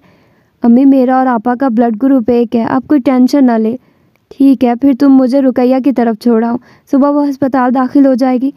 सोहा बेटा, मैंने साकिब से कह दिया है वो नाइट शिफ्ट भी नहीं करेगा, तुम्हारा खाना भी ले आया करेगा। जब तक रुकैया पूरी तरह ठीक नहीं होगी मैं उसी की तरफ रहूँगी। आसपास साकिबा चक्कर लगाती रहेंगी। वो उसका सर चूमकर साकिब के साथ चली गई। पीछे सोहा को मौका होने के बावजूद रोना नहीं आ रहा था। हालांकि वो ऊंची आवाज़ से खुलकर रोना चाहती थी। 15-20 मिनट गुजरे होंगे कि उसे एहसास हुआ वो घर में अकेली है। उसे सारी हॉरर फिल्में याद आने लगी। उसने टीवी का वॉल्यूम बुलंद किया तो उसे और खौफ महसूस हुआ। उसने चैनल सर्चिंग की तो उसे एक जगह उसकी पसंदीदा मूवी चल रही थी। उसने सोचकर मूवी की तरफ मुंतकिल करना चाहा, तभी किचन में से खड़ाक की ज़ोरदार आवाज़ से उसकी चीख निकल गई। रिमोट सोफे पर छोड़कर उसने दबे कदमों से किचन के जिन को खोजना चाहा, लेकिन वहाँ उसे कोई नज़र न आया। हिम्मत करके अंदर दाखिल हुई। चारों तरफ देख लिया कि खड़का किस चीज़ का हुआ था। बल आखिर अकदा खुला कि सिंक के किनारे धरा स्टील का भारी ग्लास पानी पर से स्लिप होते होते सिंक में आ गिरा था। उसने उसी ग्लास को फिर से सिंक में गिराकर आवाज़ फिर से सुनकर भी देख ली। बिलाशुबा ग्लास ने उसका तराह निकाल दिया था। अभी वो किचन में थी। बाहर से बाइक का हॉर्न सुनकर उसने शुक्र का कलमा पढ़ा कि वो आ गया था। कमरे में आकर उसने एसी ऑन किया। उसकी ख्वाहिश थी कि साकिब की लाउंज में खबरें सुनने के दौरान ही उसे नींद आ जाए, लेकिन नफसियाती तौर पर वो जितनी टूटी फूटी और डरी हुई थी, उसे ऐसा नहीं लगा कि नींद जल्दी आएगी। वो करवटें बदलती रही। नींद ने ना आना था ना आई। वो जो दरवाजे की दर्द से टीवी की आवाज़ आ रही थी वो भी आना बंद हो गई। अब उसे यूं लगने लगा जैसे कोई पर्दे के पीछे छुपा हुआ है। ऐसी कैफियत पहले तो कभी ना हुई थी। फिर सचमुच पर्दा हिलने लगा। उसने बिना चप्पल के बाहर दौड़ लगा दी, जाकर धार से साकिब वाले कमरे का दरवाज़ा खोला, लेकिन वहाँ कोई न था। इससे पहले सचमुच आंसू आते उसे याद आया, वो तो छत पर सोता था। उसने आओ देखा न था। उस सीढ़ियों पर सरपट दौड़ लगा दी, ऊपर पहुंचकर सांस लिया, वरना सीढ़ियाँ भी उसे डरा रही थी। वो एयर कूलर लगाए खुले आसमान के नीचे बिछी चारपाई पर बड़े सुकून से कानों में हैंड्स फ्री लिए मोबाइल पर मसरूफ़ था। जब वो बिना दुपट्टे के उसके सामने जा खड़ी हुई, वो कानों से हैंड फ्री निकालता उठकर बैठ गया। क्या बात है? मुझे नीचे अकेले डर लग रहा है, तुम नीचे आ जाओ। नीचे बहुत गर्मी है और एसी तुम्हारे कमरे में है। तुम मेरे कमरे में आ जाओ, मैं सोफे पर सो जाऊंगी। चल लम्हे सर हाथों पर गिराए कुछ सोचता रहा, फिर बोला, तुम चलो मैं आता हूँ। नहीं, मेरे साथ ही चलो। वो उसे साथ लेकर ही नीचे आई थी। सुबह जब उसकी आंख खुली तो वो कमरे में मौजूद नहीं था। कमरे से बाहर आई तो पता चला वो घर में फिर से अकेली है, लेकिन ये दिन का वक्त था। उसे पहले जैसी घबराहट नहीं हुई। किचन में आई तो स्लेब पर नाश्ते का शॉपर और 100 वाले नोट धरे थे, साथ ही आम सी कॉपी का सफ़ा पड़ा था। ये नाश्ता अच्छा ना लगे तो गली में से ठेले वाले गुजरते, उनसे ख़रीद लेना। ग्रिल का दरवाज़ा मैंने एहतियातन बाहर से लॉक कर दिया। फ्रिज के ऊपर चाबी है, अंदर से हाथ डालने से खुल जाएगा। केस लॉक नहीं है। मासी आए तो दोपहर का खाना चौक से मंगवा के रख लेना, रात का मैं ले आऊँगा। मैं और ठेले से नाश्ता करूँगी? My God! उसने कनपट्टियों पर उंगलियां रखी, फिर शॉपर खोल लिए। एक बार तो इतना हैवी नाश्ता देखकर उसे झरझरी आई, फिर अपनी काबिलियत को मद्देनज़र रखते हुए खाना ही पड़ा। बाकी उसने मासी के हवाले किया। दूध वाला आया तो उसने कहला दिया दूध की ज़रूरत नहीं है। मासी से चाय के लिए मिल्क पैक मंगवा लिए। मासी को 100 के 4 नोट देकर उसने खाना लाने भेज दिया। मासी समझदार थी और उसकी घरदारी से आगाह भी। उसने 4 मुख्तलिफ सालन थोड़े पैक करवा लिए, 2 रोटियां ली और शॉपर पकड़ाकर ये जा वो जा। वो 4 छोटी छोटी कटोरियों में चारों सालन डाले। हैरान थी कि 400 में 4 सालन मिल रहे हैं तो महंगाई कहाँ है। सारा दिन कभी माँ से फ़ोन करके, कभी टीवी देखकर गुजारा। अकेले रहना किस कदर बोर हो सकता है उसे अब अंदाज़ा हो रहा था। मगरिब के बाद घर में फिर से जिन भूत निकल आए तो उसने फिर से राफिया को कॉल मिलाई और मसला बताया। राफिया खुद मसरूफ़ थी। उसने उसे मिसबा का नंबर सेंड कर दिया कि अंदरून खाना खुल कर गपशप लगाई जा सकती थी। किसी सहेली से रब्ता वो खुद नहीं रखना चाहती थी। मिसबा खाला ज़ात से चैट के दौरान वो आया तो जिन भूत खुद ही भाग गए। वो बिरयानी और साथ कबाब लाया था। एक बार फिर से बाहर का खाना देखकर उसका दिल लोभ गया। बराए नाम खाकर वो उठ गई। उसके पसंदीदा सीरियल की अगली किस्त आ रही थी। वो बर्तन उठाकर किचन में पहुंचा रहा था। दूध वाला नहीं आया था क्या? आया था, मैंने लिया नहीं। मैं कौन सा पीती हूँ? चाय के लिए मिल्क पैक फ्रिज में पड़ा है। वो उसका मुंह देख कर रह गया। अगले 2 दिन की भी यही रूटीन थी। ढाबा नुमा होटलों का खाना भी उसकी बस करा चुका था। साकिब के फ़ोन पर उसकी फिरदौस बेगम से बात हुई तो उन्होंने मशवरा दिया, मासी से कुछ पकवा कर देख लो। उसे ये आइडिया बहुत पसंद आया। अगली सुबह उसे शिद्दत से मासी का इंतज़ार था। पीनो, आज मैं खुद कुछ पकाना चाहती हूँ। बड़ी अच्छी बात है छोटी बाजी, मैं फ्राइड राइस बना रही हूँ। लिस्ट में लिखा सामान मुझे ला दो। दोपहर को उसी के मशवरे से उसने 1 गिलास चावल पकाए, जिसमें से प्लेट भरकर पीनो के साथ रवाना किए। पीनो परफेक्ट बने फ्राइड राइस देखकर हैरान हुई तो उसने फखरिया बताया उसे पास्ता, लजानिया और कपकेक भी बनाना आते हैं। रोटी भी बेल सकती हूँ, बस आटा गूंद कर कोई दे दे। पीनो चावलों से भरी प्लेट लिए उसकी बातों पर हंसती मुस्कुराती वापस गई थी। शाम को साकिब ने भी घर के चावल खाए।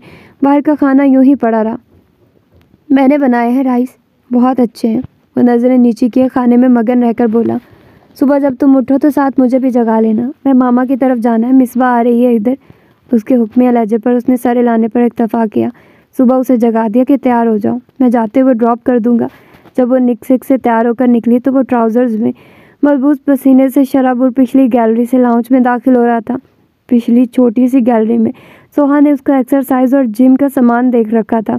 सोहा के सामने ही उसने सोफे पर इस्त्री करके फैलाया और बादामी सूट उठाया तो उसके पसीने से भरे सांवले बाजू सोहा को अजीब सी कैफियत से दो चार कर गए।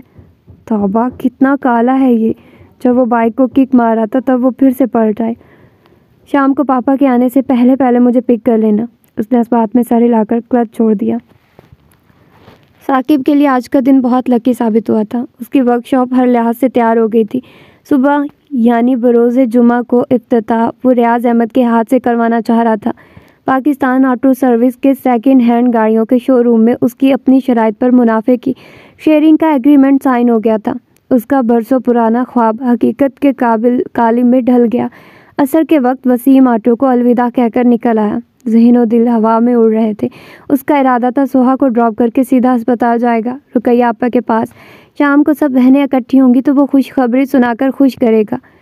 अब ज़िंदगी में एक ही उलझन थी जिसको अब तक उसने उलझन नहीं समझा था, सोहा रियाज़ अहमद। उसे यकीन था चंद हफ्तों महीनों में रियाज़ अहमद को खुद एहसास हो जाना है कि यह बेजोड़ शादी है, या फिर राफिया के आगे हमेशा की तरह उन्होंने मजबूर होकर सोहा को वापस ले जाना है। ऐसे 4 पहर के पड़ाव में ताल्लुक़ क्या रखना। उसे यकीन था राफिया ने पहले ही बेटी को इस किस्म की हदायत दी होंगी। अलहदगी के बाद वो लोग जिस दिन चाहें उसकी शादी कर सकते थे। वो समझता था इस पर राफिया और सोहा के अलावा रियाज़ भी बहुत अच्छा ही महसूस करेंगे। गेट की साइड पर बाइक एक स्टैंड पर लगाकर वो अंदर दाखिल हो गया। चौकीदार के ने माथे पर हाथ रखा तो वो सर हिलाकर आगे बढ़ गया। ड्राइंग रूम की खुली विंडो के सामने पर्दा लटक रहा था। वहीं से उसने सोहा की आवाज़ सुनी तो वो गैर इरादी तौर पर रुक गया। इसमें मर्दों वाली कोई बात है ही नहीं। मिसबा मेरे सामने नज़र तक उठा नहीं सकता, मेरे झूठे बर्तन उठा रहा होता है। इतना एहसास कमतरी का हमारा शख्स मेरा शौहर नहीं हो सकता। वो तो मेरे आइडियल के पास से नहीं गुजरता। मर्दों को कम से कम बीवी के सामने मर्द ही होना चाहिए। साकिब अब दांचता रुक गया कि मौजूई गुफ्तगू उसकी ही ज़ात थी। सोहा यार, मुझे तो ऐसे कोऑपरेटिव मर्द बहुत रोमांटिक लगते हैं। रोमांस और साकिब, हाउ फनी। उन गवारों को क्या पता रोमांस क्या चीज़ होता है। सोहा, मुझे तुम्हारी डाइवोर्स का सॉलिड पॉइंट मिल गया है। मेरी बारबी, मैं आज ही रियाज को बताती हूँ। साकिब को कोई मसला है, रियाज जितना भी दकियानुसी सही, लेकिन इस बात पर कभी कॉम्प्रोमाइज़ नहीं करेगा। साकिब को लगा खून जिस्म की नसें फाड़कर बाहर आना शुरू कर देगा। वो जो सोहा की बातों की वजह से उसे हमेशा के लिए छोड़कर जाने के लिए मुड़ रहा था, दरवाज़ा धकेल कर अंदर दाखिल हो गया। इतनी जल्दी क्यों आ गए? तुम तो मगरिब के बाद नहीं आते हो, वो अपने मखसूस नखवत व तहक्कम भरे लहजे में पूछ रही थी। घर चलो फिर बताता हूँ क्यों आया जल्दी। सारा रास्ता वो अपनी आंखों के सामने आती तौहीन और गुस्से की चादर दाएं बाएं सर झटक कर हटाने की कोशिश करता रहा। घर के पुराने लेकिन नए पेंट करवाए गेट के सामने तक आकर उसे यूं लगा जैसे आग का दरिया पार हो गया हो। उसे बाजू से तकरीबन खींचते वो लाउंज में ले आया। हाँ तो टिकटॉकर बीबी, बताओ ज़रा कितने मर्दों को जानती हो जिनमें मर्दों वाली बातें हैं? क्या मतलब है तुम्हारा? मतलब ही समझाता हूँ। डेली सैकड़ों मर्दों से मिलता हूँ, मैं जानता हूँ मर्दों वाली बातें कैसी होती हैं। तुम्हारे टिकटॉकर भले ना जानते हो। उसने हाथ उसके कंधे की तरफ बढ़ाया। हाथ पीछे करो अपना, वो चिल्लाई। क्यों? मर्दों वाली बात ना बताऊँ तुम्हें? वैसे भी मेरे हाथ स्याह रंग नहीं छोड़ते। अब अपनी माँ को फ़ोन करो, वो आकर तुम्हें ले जाए। ये मकरूह सूरत अब मेरी छत तले नहीं रहनी चाहिए। वो उंगली से इशारा करता वॉशरूम की तरफ बढ़ गया। वापस निकला तो वो अभी भी पहले वाली पोजीशन में बैठी रो रही थी। किया नहीं फ़ोन? वो सांप का मशगला दोहराती रही तो वो तौलिया कंधों पर डालता एक बार फिर जमकर उसके सामने बैठ गया। उसकी थोड़ी ऊपर उठाई और आंखों में देखकर रदा लफ्ज़ों में बोला, जिसको तुम एहसास कमतरी कह रही थी वो मैं रियाज भाई की वजह से तुम्हें इज्जत दे रहा था। मैं आर्जी पढ़ाओ का कायल ही नहीं। ये खूबी तुम और तुम्हारे टिकटॉक के मर्दों में होती होगी। जब भी तो इन 3 महीनों में मुझे तुम में रत्ती भर रग़बत महसूस नहीं हुई। नज़र का बहकावा तो रहा दूसरी तरफ। तुम्हारा होना मेरे लिए ना होना रहा है। इससे ज़्यादा बीवी बनकर आई हुई लड़की की क्या तौहीन होगी कि उसका शौहर उसमें कोई कशिश ही महसूस ना करता हो। तुमसे ज़्यादा कशिश तो बाहर मांगती भिखारियों में है। जो कुछ भी हुआ, मुझे इस पर रत्ती भर अफसोस नहीं है। अफसोस है तो रियाज भाई जैसे शरीफुल नफ्स इंसान की किस्मत पर, जो उनके नसीब में तुम्हारी माँ जैसी आकबत नाअंदेश औरत और तुम जैसी सतई बेटी आई। वो तौलिए से बाल रगड़ता ड्रेसिंग टेबल के सामने जा खड़ा हुआ। वो अभी भी घुटनों में सर दिए बैठी थी। वो तौलिया उस पर उछालता कमरे से निकल आया ताकि ठंडा पानी पीकर और छत पर चहलकदमी करके अपने फशारे खून को नॉर्मल सतह पर ला सके, वरना दिल तो यही कर रहा था उसे अभी के अभी वापस महके भेज दे। साकिब मंडेर पर खड़ा नीचे से गुजरती ट्रैफिक देख रहा है जब रिक्शा घर के गेट के सामने रुका। अंदर साकवा के बेटे की झलक देखकर वो फौरी नीचे उतरा। बाहर साकवा आई है, ये मीलो ड्रामा ख़त्म करो या फिर उठो, मैं तुम्हें तुम्हारी अक्लमंद मामा के पास छोड़ आऊँ। कान खोलकर अगली बात भी सुन लो, अब मैं तुम्हें खुद तलाक भी नहीं दूंगा। कोर्ट जाने के लिए अपनी टिकटॉक को टाकी शाकी मार लो। 8-10 वीडियोस तो बन ही जाएंगी वकीलों और जज के साथ। साकवा अब आवाज़ें दे रही थी। ये अपना बोरिया बिस्तरा समेटो, तुम्हें छोड़ कर आऊँ। दफ़ा हो जाओ, तुम घटिया इंसान, मैं खुद जा सकती हूँ। लेकिन जाओगी नहीं, वजूहात मैं गवाता हूँ। इतना उल्लू का पट्टा नहीं जितना तुम समझती रही हो। साकवा अब उनके दरवाजे पर दस्तक दे रही थी।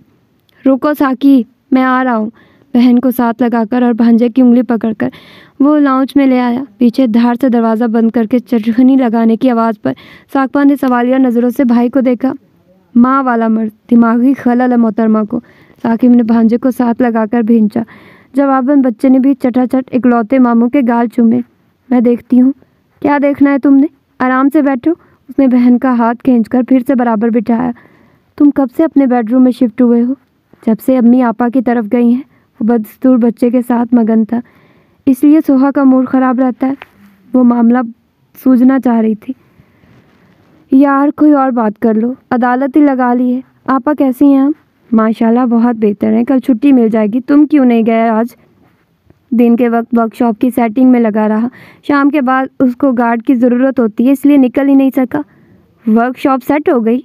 साकबा के लहजे में जोश था। हाँ, कल इफ्तिताह है और एग्रीमेंट भी हो गया। तुम्हें ऑफ़र का बताया था ना? साकबा ने बेसाख्ता उसके घने बाल खींचकर मोहब्बत का इजहार किया। अल्लाह तुम्हें बहुत तरक्की दे। तो रो क्यों रही हो? उसने हंसते हुए बहन को साथ लगाया। वो मज़ीद धुआंधार रोने लगी। बुरा वक्त लंबा अरसा इसी छत तले ठहरा रहा था। अब दिन मुकम्मल बदले तो खुशी के आंसुओं का खराज तो बनता था। मामू मेरी मम्मा को रुलाया। भांजे ने ज़ोरदार पंच उसके दाएं जबड़े पर जड़ दिया तो उसे सच में चोट लगी। ओए बदमाश, इतना ज़ोरदार मुक्का। ये बदतमीज़ी बाप के साथ रेसलिंग देखने का नतीजा है। इसकी रेसलिंग तो मैं अभी निकालता हूँ। तुम तब तक कुछ पका दो, बाहर से खा खा कर मेरी बस हुई पड़ी है। 1.5-2 घंटे तक उसे लाशौरी तौर पर उसका इंतज़ार रहा कि वो नीचे अकेली खौफजदा होकर छत पर आकर उन तीनों के साथ बिछी चारपाई पर सोएगी। उसे मालूम था अब वो उसे कमरे में बुलाने का रिस्क नहीं लेगी, लेकिन वो नहीं आई तो उसे भी नींद आ गई। वो सोफे पर आड़ा तिरछा लेटकर खबरें सुन रहा था। साकबा किचन में नाश्ता बना रही थी जबकि उसका बेटा सो रहा था। जब उसने दरवाज़ा खुलने की आवाज़ पर सर उठाकर देखा, मुझे मेरे घर छोड़ दो, वो सर पर खड़ी कह रही थी। उसने लबों पर धरा, रिमोट उठाया और सुकून से पूछा, तुम्हारा घर कौन सा है? तुम्हारे बाप के घर का मुझे पता है, ये वाला मेरा घर है। टिकटॉक स्टार साहिबा, टिकटॉक के अलावा कोई ठिकाना है तो बताओ, मैं सर के बल छोड़ आता हूँ। मैं मामा के घर की बात कर रही हूँ। तो अपनी मामा के ड्राइवर को बुलाओ। मैं तुम्हारा या तुम्हारी माँ का ड्राइवर नहीं हूँ। ड्राइवर नहीं आ सकता इसलिए कह रही हूँ। यकीनन तुम्हारे वालिद ग्रामी घर में होंगे। ऐसा करो, अपनी मामा से कहो चोरी छुपे ड्राइवर भेज दे। चोरियों का तजर्बा तो है ना पास। मेरी तबीयत ठीक नहीं है, मुझे डॉक्टर के पास जाना है। उसका लहजा भरा गया। तुम्हारी माँ से बड़ा डॉक्टर इस दुनिया में कोई हो ही नहीं सकता। बेहतर है अपनी डॉक्टर वालदा से मिलो। तुम दोनों की तबीयत अब बिल्कुल सेट हो जाएगी। वो दुरुस्त लहजे में हिसाब चुकता कर रहा था। जिस तौहीन से वो 2-4 हुआ था उसे खबर थी। साकबा हाथ में पराठे पलटने वाला चिमटा लिए हैरान सी खड़ी उन दोनों की बातचीत समझने की कोशिश कर रही थी। बल आखिर भाई को टोक ही दिया। साकिब, ये तुम किस तरह सोहा से बात कर रहे हो? उस तरह से कर रहा हूँ जैसे करनी चाहिए। वो धप धप करती वापस कमरे की तरफ मुड़ गई। साकिब ने रियाज अहमद का नंबर मिला दिया। मैं ठीक हूँ, आप कैसे हैं? हाँ जी, सारे इंतज़ामात मुकम्मल हैं। बस आप वक्त पर फीता काटने पहुँच जाइएगा। रियाज भाई ड्राइवर भेज दें, सोहा आपके घर आना चाहती है। इसका जवाब आप राफिया भाभी और उसी से पूछिएगा। नहीं, मैं नहीं आ सकता, बिज़ी हूँ। अल्लाह हाफिज़। साकबा ने उसकी यकतरफा गुफ्तगू से अंदाज़ा लगाया रियाज अहमद क्या कह रहे होंगे। वो टेबल पर नाश्ता रख रही थी जब वो सोहा वाले कमरे की तरफ बढ़ा। तुम्हारे बाप का ड्राइवर आ रहा है, सामान बांधो और अपनी स्पेशलिस्ट वालदा माजिदा से मिलो। यकीनन वो अब कोई और इससे ज़्यादा घटियाल निकाल लेंगी। उन्हें मेरा मैसेज भी दे देना, जल्दी हल निकाल लें। अपनी स्टार बेटी के स्टारडम ज़ाया ना करें। पिछले 3 महीने से मैं स्टार को संभालते संभालते नाक तक आजिज़ आ चुका हूँ। 24 घंटे चलते 2 AC जेब की ऐसी तैसी अलग कर रहे हैं। इनका बिल भी तुम्हारी वालदा ने नहीं देना। वो हैंड बैग उठाती उसके पहलू से बाहर निकल गई। इफ्तिताही तकरीब और दुआ के बाद रियाज अहमद उससे मिलना चाहते थे, लेकिन वो Haji auto service and spare parts वालों की टेबल पर ठंडी मीठी खीर का प्याला लिए बैठा था। कुछ सोचकर वो उसी की तरफ चले आए। उसके कंधे पर हाथ रखा तो उसने पढ़कर देखा, यार हो सके तो अपना कीमती वक्त थोड़ा बहुत हमें भी दे दो। क्यों नहीं, मैं खुद आपसे मिलने का सोच रहा था। इधर से फ्री होकर घर आ जाना, मुझे बहुत देर हो जाएगी। तो फिर तुम्हारे घर वालों को घर भेज दूँ? उसे मालूम था वो घर वाले किसे कह रहे थे। उसने संजीदगी से इनकार कर दिया। रियाज अहमद पुरसोच अंदाज में हाथ मिलाकर रुखसत हो गए। अगले कई दिन लगातार मसरूफियत के थे। भला आखिर बरोज़ जुमा से थोड़ी सी फुर्सत मुयस्सर आई थी। 10 बजे के करीब वो उठा तो रुकैया अपने घर देखकर हैरान गया। आपा, आपने बहुत अच्छा किया, आप 4 दिन यहाँ रहे, तब तक आप बिल्कुल फिट हो जाएंगी। वो मोहब्बत से बहन की पायनी बैठा। घर में लेटे लेटे उकता जाती हूँ। अम्मी भी घर आने को बेचैन थी। साकबा ने उसका हल ये निकाला, अम्मी और मुझे दोनों को ही यहाँ बुला लिया। हमारे घर की दानिश्वर साकबा ही है। उसकी बात पर सब हंस पड़े। आपा, बच्चे नज़र नहीं आ रहे? आए ही नहीं एकेडमी। टेस्ट और जाने क्या बुलाएं, उनकी जान को चिमटी है। मैं थोड़ा जिम कर रहा हूँ, 4 दिन से नागा हो रहा है, जिसमें अजीब सी सुस्ती है। तुम्हारे लिए दही की लस्सी बनाई थी। साकबा ने किचन से सर निकाला। फ्रिज में रख दो, बाद में पीऊँगा। जुमा पढ़कर वो घर से निकला तो 8 बजे पाकिस्तान शोरूम वालों से ज़बरदस्ती जान छुड़ाकर घर आ सका। फिरदौस बेगम के कमरे से बेड निकालकर कारपेट पर गद्दे डाल लिए गए थे ताकि एक ही एसी में सब बैठ भी सके और रात को सो भी सके। रुकैया के लिए छत पर जाना मुश्किल हो जो था, वो भी उन्हीं में आ बैठा। सोहा के घर वाले उसे ले गए वापस। सवाल राकबा की तरफ से आया था। उसने साकबा के बेटे को गोद में जकड़ा। जी ले गए, लेकर नहीं गए, इसने खुद भेजा है। मेरे सामने की बात है। सोहा बेचारी तो कुछ बोली ही नहीं, यही जाने किस बात का गुस्सा निकाल रहा था। साकबा, तुम तो चुप ही करो, तुम्हें तो हर कोई बेचारा लगता है। क्या सोहा, क्या उसकी माँ, जालिम जाबिर और शातिर तो हम ही हैं। आसफा ने अपना हिस्सा डालना ज़रूरी समझा। रियाज भाई, अब क्या कहते हैं और कितना उनका एहसान उतारना है हमने। चलनी तो राफिया भाभी की ही थी। रियाज भाई ने ख्वामखा में बीच में फंसाया। ऐसी बेजोड़ शादियां कम ही निपटी हैं, ये तो ऊपर से जिद बाजी में भी की गई थी। और क्या सारे रिश्तेदार पूछ रहे थे लड़की में कौन सा ऐब है जो तुम्हें दे दी। रिश्तेदारों को क्या है, मुझे तो कह रहे थे साकिब बड़ा खुशकिस्मत है, कैसी ऊंची जगह नसीब जुड़े हैं। कुछ ये भी कह रहे थे साकिब ने किस जंतर मंतर से रियाज और राफिया को शीशे में उतारा, हमसे तो राम ना हुए। साकबा हमेशा ही बात का अलग पहलू सामने ले आया करती थी। साकबा आपी, आपको पता नहीं क्यों सोहा में कोई बुराई नहीं दिखती, हर वक्त उसकी शान में ज़मीन आसमान मिलाती रहती हैं। सोहा में कौन सी बुराई है तुम बताओ।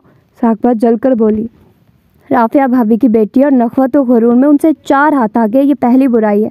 दूसरी रज के फोड़ है। तीसरी शौहर को शौहर न समझने की है। रुकैया ने अपना हिस्सा डाला।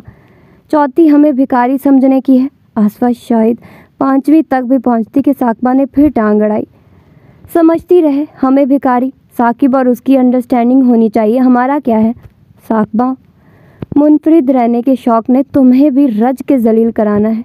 लॉजिकल बात, आपको मेरा मुनफरिद रहने का शौक़ लग रही है। क्या बुराई अगर साकिब और सोहा का रिश्ता फले फूले। अलहदगी का हम खुद ही सोचते रहते हैं, उन लोगों के जहन में भले ये बात ही ना हो। बंदे का गुमान तो अच्छा होना चाहिए। बीबी, इतने दिनों से तेरा नेक गुमान मरा नहीं है। आपा, आप ऐसे तो ना कहें, मैंने बताया तो है, खुद साकिब ने उसे घर से निकाला है। वो आई ही जाने के लिए थी। साकिब, तुम ख़त्म करो इस मामले को, फिर हम तुम्हारी बात चलाएं। मेरी हमसाई की बहन है, हमारे जैसे लोग हैं, सुघड़ सलीका शार, पढ़ी लिखी लड़की है, बहुत अच्छी गुजरेगी तुम्हारी। आपा, सोहा जितनी खूबसूरत भी है। साकबा की ज़बान की खुजली उसे मजबूर कर देती थी। एक तो तुम्हारी इस हुस्न परस्ती ने हमारा कख नहीं छोड़ा हुआ। आपा, मुझे समझ नहीं आता, आप सब लोग इस रिश्ते के टूटने की ही तवक्को क्यों लगाए बैठे हैं। जो रिश्ता अल्लाह रसूल के नाम पर जुड़ा है उसे निभाने के जतन क्यों नहीं करते। मुझे यकीन है इतने जतन निभाने के लिए करें तो इससे ज़्यादा अच्छा रिश्ता कम से कम साकिब के लिए इस शहर में नहीं मिलेगा। उनके लक्षण निभाने वाले हैं। रियाज भाई ने जैसे ये ज़िद पर रिश्ता जोड़ा है, राफिया भाभी ज़िद में तुड़वा देंगी। और बेटी किसके ज़ेरे असर है? माँ के। अब भी अगर तुम्हें राफिया की तरह अमीर रिश्तेदार बनाने का शौक़ है तो हम कुछ नहीं कर सकते। अरे बस करो तुम लोग, क्या मुर्गों की तरह लड़े जा रही हो। मुझे मेरे बच्चे का सुकून चाहिए। वो लाताल्लुक सा बैठा भांजे के कान खींचता रहा। रियाज बहुत दीवा है, मैं रियाज को दुख नहीं देना चाहती हूँ। समझ लो मुझे तुम्हारे जितना ही प्यारा है। मैं ये चाहती हूँ वो जो भी फैसला करे साकिब बस उसकी माने, बाकी दुनिया दूसरी तरफ डाल दे। साकिब मेरे बच्चे, मुझे एहसास है तुम्हारा इम्तिहान कड़ा है, लेकिन बेटा हर मुश्किल के बाद आसानी है। घर में मुश्किल से गुजर रहे हो, लेकिन दुनिया के सामने कैसे दिन ब दिन मुअज़्ज़िज़ बनते जा रहे हो। माशाल्लाह, ज़ाती कारोबार शुरू कर लिया है। उनकी आवाज़ भरा गई। अम्मी बेटे के अमीर होने पर रो रही हैं। बहनें माँ को बहलाने में लग गई। साकिब उनके पाँव हल्के हल्के दबाने लगा। वो सोशल मीडिया खंगाल रहा था जब साकबा ट्रे में पुलाव और लीटर पैक कोक रख के छत पर चली आई। अब उठ भी जाओ, मैं तुम्हारा ही इंतज़ार कर रहा था। वो मुस्कुराया कि बहन की बरसों पुरानी आदत से वाकिफ़ था। दोनों आलती पालती मारे दरमियान में ट्रे रखे चारपाई पर बैठे थे। साकबा इन्हमाक से पुलाव खा रही थी और घूंट घूंट कोक पी रही थी। शुरू नहीं कर रही हो क्या लेक्चर? दोनों एक साथ हंसे। बड़े कमीने हो तुम, बड़ी अक्लमंद हो। वो तो मैं हूँ। खैर, मुझे तुम पर बहुत गुस्सा है। हम सब बढ़ चढ़ कर बोल रही थी, हालांकि ज़िंदगी तुम्हारी है, बात तुम्हारी और तुम्हारी बीवी के बारे में हो रही थी। तुम यूँ लाताल्लुक़ थे जैसे हम माखे कसाई की बात कर रहे हो। तुम्हारे इसी रवैये की वजह से अब तक तुम लोगों में प्यार डेवलप नहीं हो सका। वो अपनी कज़न से कह रही थी, गरीब लोगों को रोमांस की कोई सेंस नहीं होती। तो तुमने बताया नहीं, तुम गरीब भी नहीं हो और रोमांस की सेंस भी है। यार, तुम्हें क्या लगता है मैं कोई बात करूँगा तो वो मान लेगी? वो अपने बाप की नहीं मानती जिसके पैसे पर घमंड है। बस यही सोच तुम सबको जकड़ चुकी है कि वो मानेगी नहीं। साकिब, तुम खुले दिल से सोच कर देखो। वो अमीर बाप की हाई सोसाइटी में मूव करने वाली माँ की नकचढ़ी बेटी है जिसको सोशल मीडिया की चकाचौंध ने मुतासिर कर रखा है। माँ की शय पर वो टिकटॉक बनाने लगी। लाइक फॉलोइंग का चस्का उसको टीम मोर की जानिब ले गया। मैं समझती हूँ माँ के कहने पर ही उसने बाप से चोरी की, वरना शायद ना करती। मुझे कहीं से भी वो किरदार की हल्की नहीं लगी। अपने से कमतर तबके में शादी और ख़ुद से शक्लो सूरत में कमतर शौहर। उसे शादी कम सज़ा ज़्यादा दी गई है। संभलने में वक्त लगेगा लेकिन समझ जाएगी। वैसे भी जब लड़कियों के बच्चे हो जाते हैं वो बीवी कम और बच्चों की माएँ ज़्यादा बन जाती है। तुम इस रिश्ते को संजीदा लो और दिलो जान से उसे यहाँ और अपने साथ एडजस्ट होने में मदद करो। प्यार से जंगली जानवर सधाए जा सकते हैं, वो तो नाजुक सी परियों जैसी अमीर बाप की बेटी है जो डिफेंस से हर वक्त बहते गटरों वाली जगह फेंकी गई है। यही सोच उसकी माँ की और उसकी है। अब तुम भी उन्हीं की ज़बान बोल रही हो। ईमानदारी से बताओ, क्या ये बातें सच नहीं जो मैंने की हैं? यार, उन लोगों के साथ मेरा गुजारा नहीं है। उसकी माँ, कब से उसकी माँ किए जा रहे हो? कौन सा बम गिरा दिया तुम पर राफिया भाभी ने? बचपन से हम जानते हैं वो कैसी है। उनकी तरबियत की वजह से ही सोहा में कमियां हैं। अब तुम चाहती हो वही कमियां आगे मेरे औलाद में आए, इसी तरह वो मुझसे फ्रॉड करे। बात को कहाँ से कहाँ ले जाते हो। तुम्हें खुद में और रियाज भाई में कोई फ़र्क ही नहीं लगता। रियाज भाई ने पैसों की खातिर खुद भी बच्चों से गफलत बरती है। अब वो कसूर सिर्फ राफिया भाभी का निकाल रहे हैं।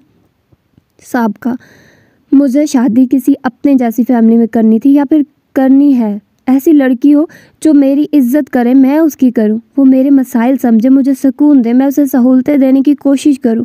वो बहुत सतई सी है, रत्ती भर मैच्योरिटी नहीं है, वरना माँ की तालीम पर ना लगती। उसकी उम्र में लड़कियां ऐसी ही होती हैं। मैं कोई कितनी मैच्योर थी? मोहल्ले में मेरे जैसा सूट कोई ले लेता तो आपा को दे आती थी, खुद पुराने पहन लेती थी। अब मुझे देखो, तुम सबको अकल दे रही हूँ। उसने आंखें ऊपर चढ़ाई। ये सारा कमाल मेरे मियाँ का है। तुम समझदार हुए तो अपनी लाइन पर लगा लोगे। आपा सही कह रही थी, तुम्हें खप्त हो गया अमीर रिश्तेदार रखने का। जी नहीं, अमीर तो मेरा भाई भी तकरीबन होने वाला है इंशाल्लाह, बल्कि हो चुका है। साकिब, सच्ची बताऊं, वो प्यारी इतनी है कि मेरा दिल ही नहीं करता कुछ ऐसी बात सोचने को। मैं कहती हूँ हर सूरत ये रिश्ता कायम रहना चाहिए, भले तुम्हें झुकना पड़े या कॉम्प्रोमाइज़ करना पड़े। वैसे भी वो जिस कदर हसीन है, जान दी जा सकती है। कॉम्प्रोमाइज़ करना तो बहुत आसान है। तुमने कभी गौर से उसे देखा हो तो पता चले वो कैसे बोलती है, कैसे खाती है, कैसे चलती है। एक एक अदा हमसे जुदा है। मुझे तो हर अदा पर प्यार आ जाता है। तुम लोग पता नहीं किस पत्थर से बने हो। वो अब बोतल में बचे आखिरी घूंट को मुंह लगाकर पी रही थी। हम जितनी भी कोशिश कर लें, मसला उनकी तरफ से है। वो अपनी अकल इस्तेमाल नहीं करेगी। उसकी माँ गरीबों को पसंद नहीं करती, ऐसा ही जहन उसका बना हुआ है। तो तुम बताओ, हम गरीब नहीं रहे, बिजनेस शुरू कर लिया है जो तेज़ी से तरक्की कर रहा है। जल्दी तुम ये एरिया भी छोड़ दोगे? तुम्हारा मतलब है मियाँ बीवी के रिश्ते और तकद्दुस को पैसे के तराजू में डाल दूँ? बस कुछ वक्त तक, जब वो तुम्हें जान जाएगी फिर जान से जाएगी। जान से नहीं जाएगी, तराजू अपनी वालदा माजिदा को पकड़ा देगी। तुम्हारा कुछ नहीं हो सकता। बहुत बदगुमान हो भाई। असल में मैं रियाज भाई की बातें भी सुन चुका हूँ। मैंने भी सुनी थी। वो वक्ती कैफियत थी, गुस्से में कह रहे थे। साकिब, एक आइडिया है, तुम रियाज भाई से खुलकर इस टॉपिक पर बात कर लो। मुझे उम्मीद है उलझी डोरें सुलझ जाएंगी। उन्होंने मुझे कहा भी था कि बात करनी है। एक तो मैं बिज़ी बहुत रहा, दूसरा दिल भी नहीं किया उनकी तरफ जाने को। ससुराल जाना सबको ही बुरा लगता है, लेकिन सारे मसाइल ससुराल बैठकर ही हल होते हैं। साबका चहकी, तुम हर सूरत मुझे आमादा करना चाहती हो। साकिब बेजार हुआ। ब्रो, नस्ल बदल जाए तुम्हारी, वरना आ गई ना तुम जैसी काली पीली तो बच्चे खुदा के फजल से काले अंग्रेज ही होंगे। मेरी सास कहती है मियाँ बीवी में कोई एक भी हसीन हो तो बच्चे खूबसूरती और कम सूरती के लाइन के एन वस्त में आ जाते हैं। मतलब है मुंह मत्थे लगने लग ही जाते हैं। अगर दोनों हसीन हो, मेरी और वाजिद की तरह, तो फिर आता है मेरा साइम। ये उसकी मोहनी सूरत ही है जो तुम समेत सारा मोहल्ला उसकी बलाएं लेते नहीं थकता। तुम्हारी सास तुमसे बड़ी दानिश्वर लग रही है। 1000 मिसाल दे सकता हूँ। वालिदैन हसीन तरीन, लेकिन बच्चे वाजबी शक्ल सूरत के। सोहा के प्यारे ही होंगे, ये मुझे पता है। कोक और दूध का कॉम्बिनेशन नया ही रंग दिखाता है। साकबा की नज़रें कोक की खाली बोतल की तरफ थी। साकिब ने वही बोतल उठाकर उसके सर दे मारी। वो दोनों बहन भाई बचपन से ही एक दूसरे से बेतकल्लुफ़ थे। साकबा, जाते हुए लाइट बंद कर जाना। शहर की वाहिद रेंज रोवर उस वक्त उसकी वर्कशॉप पर खड़ी थी, जबकि वो खुद उसके नीचे गुस्सा नुक्स ढूंढने में मसरूफ़ था। जब रियाज अहमद के सलाम की आवाज़ आई, वो फ़ौरन बाहर निकल आया।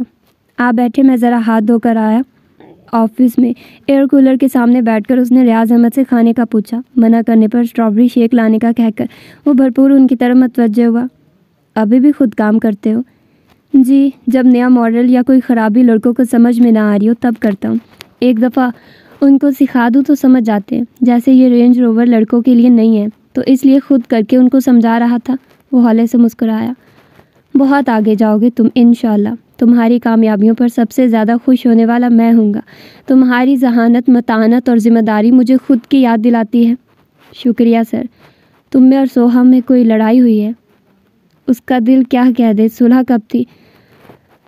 मैंने तुमसे कहा था घर आना, तुम नहीं आए। उसको घर भेजने से तुमने भी मुझे रोक दिया। सोहा बता रही थी तुम उसे टिकटॉक के ताने भी देते हो।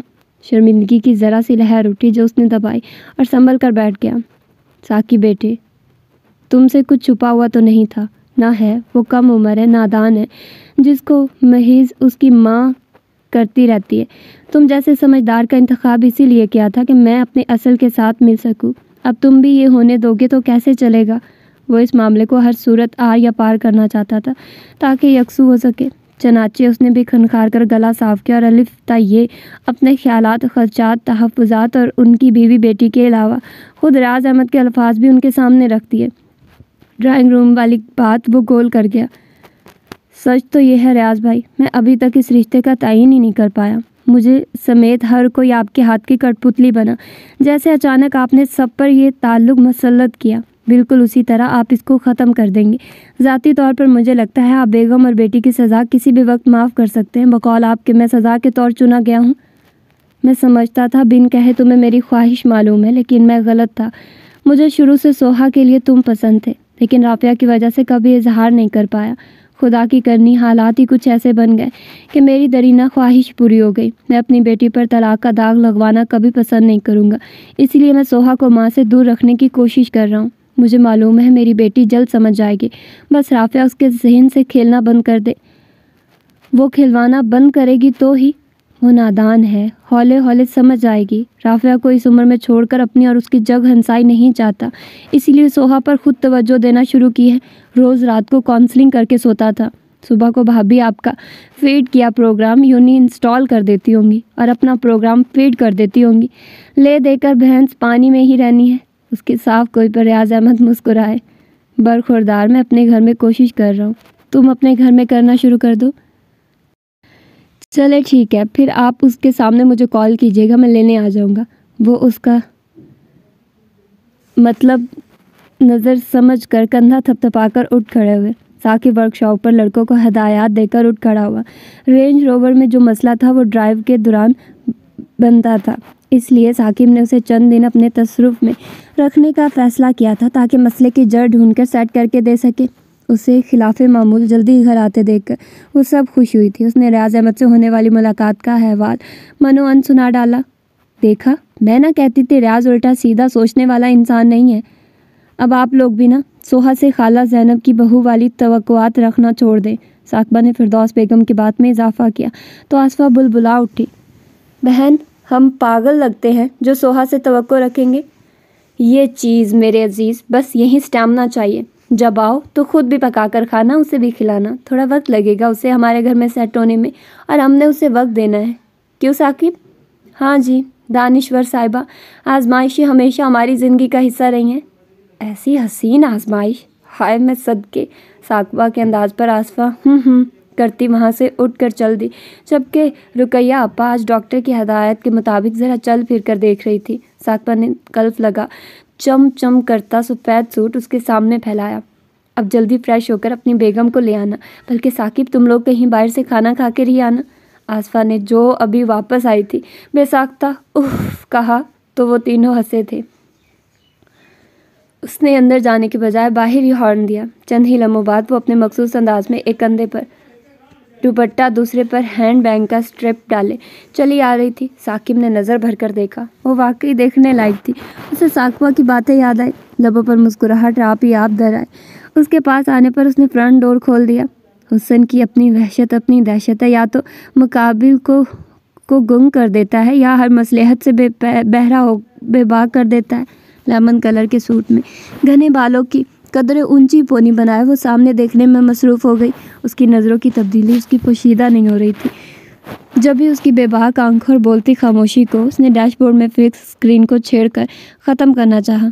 गाड़ी शरिया घोषल की आवाज़ से गूंज उठी।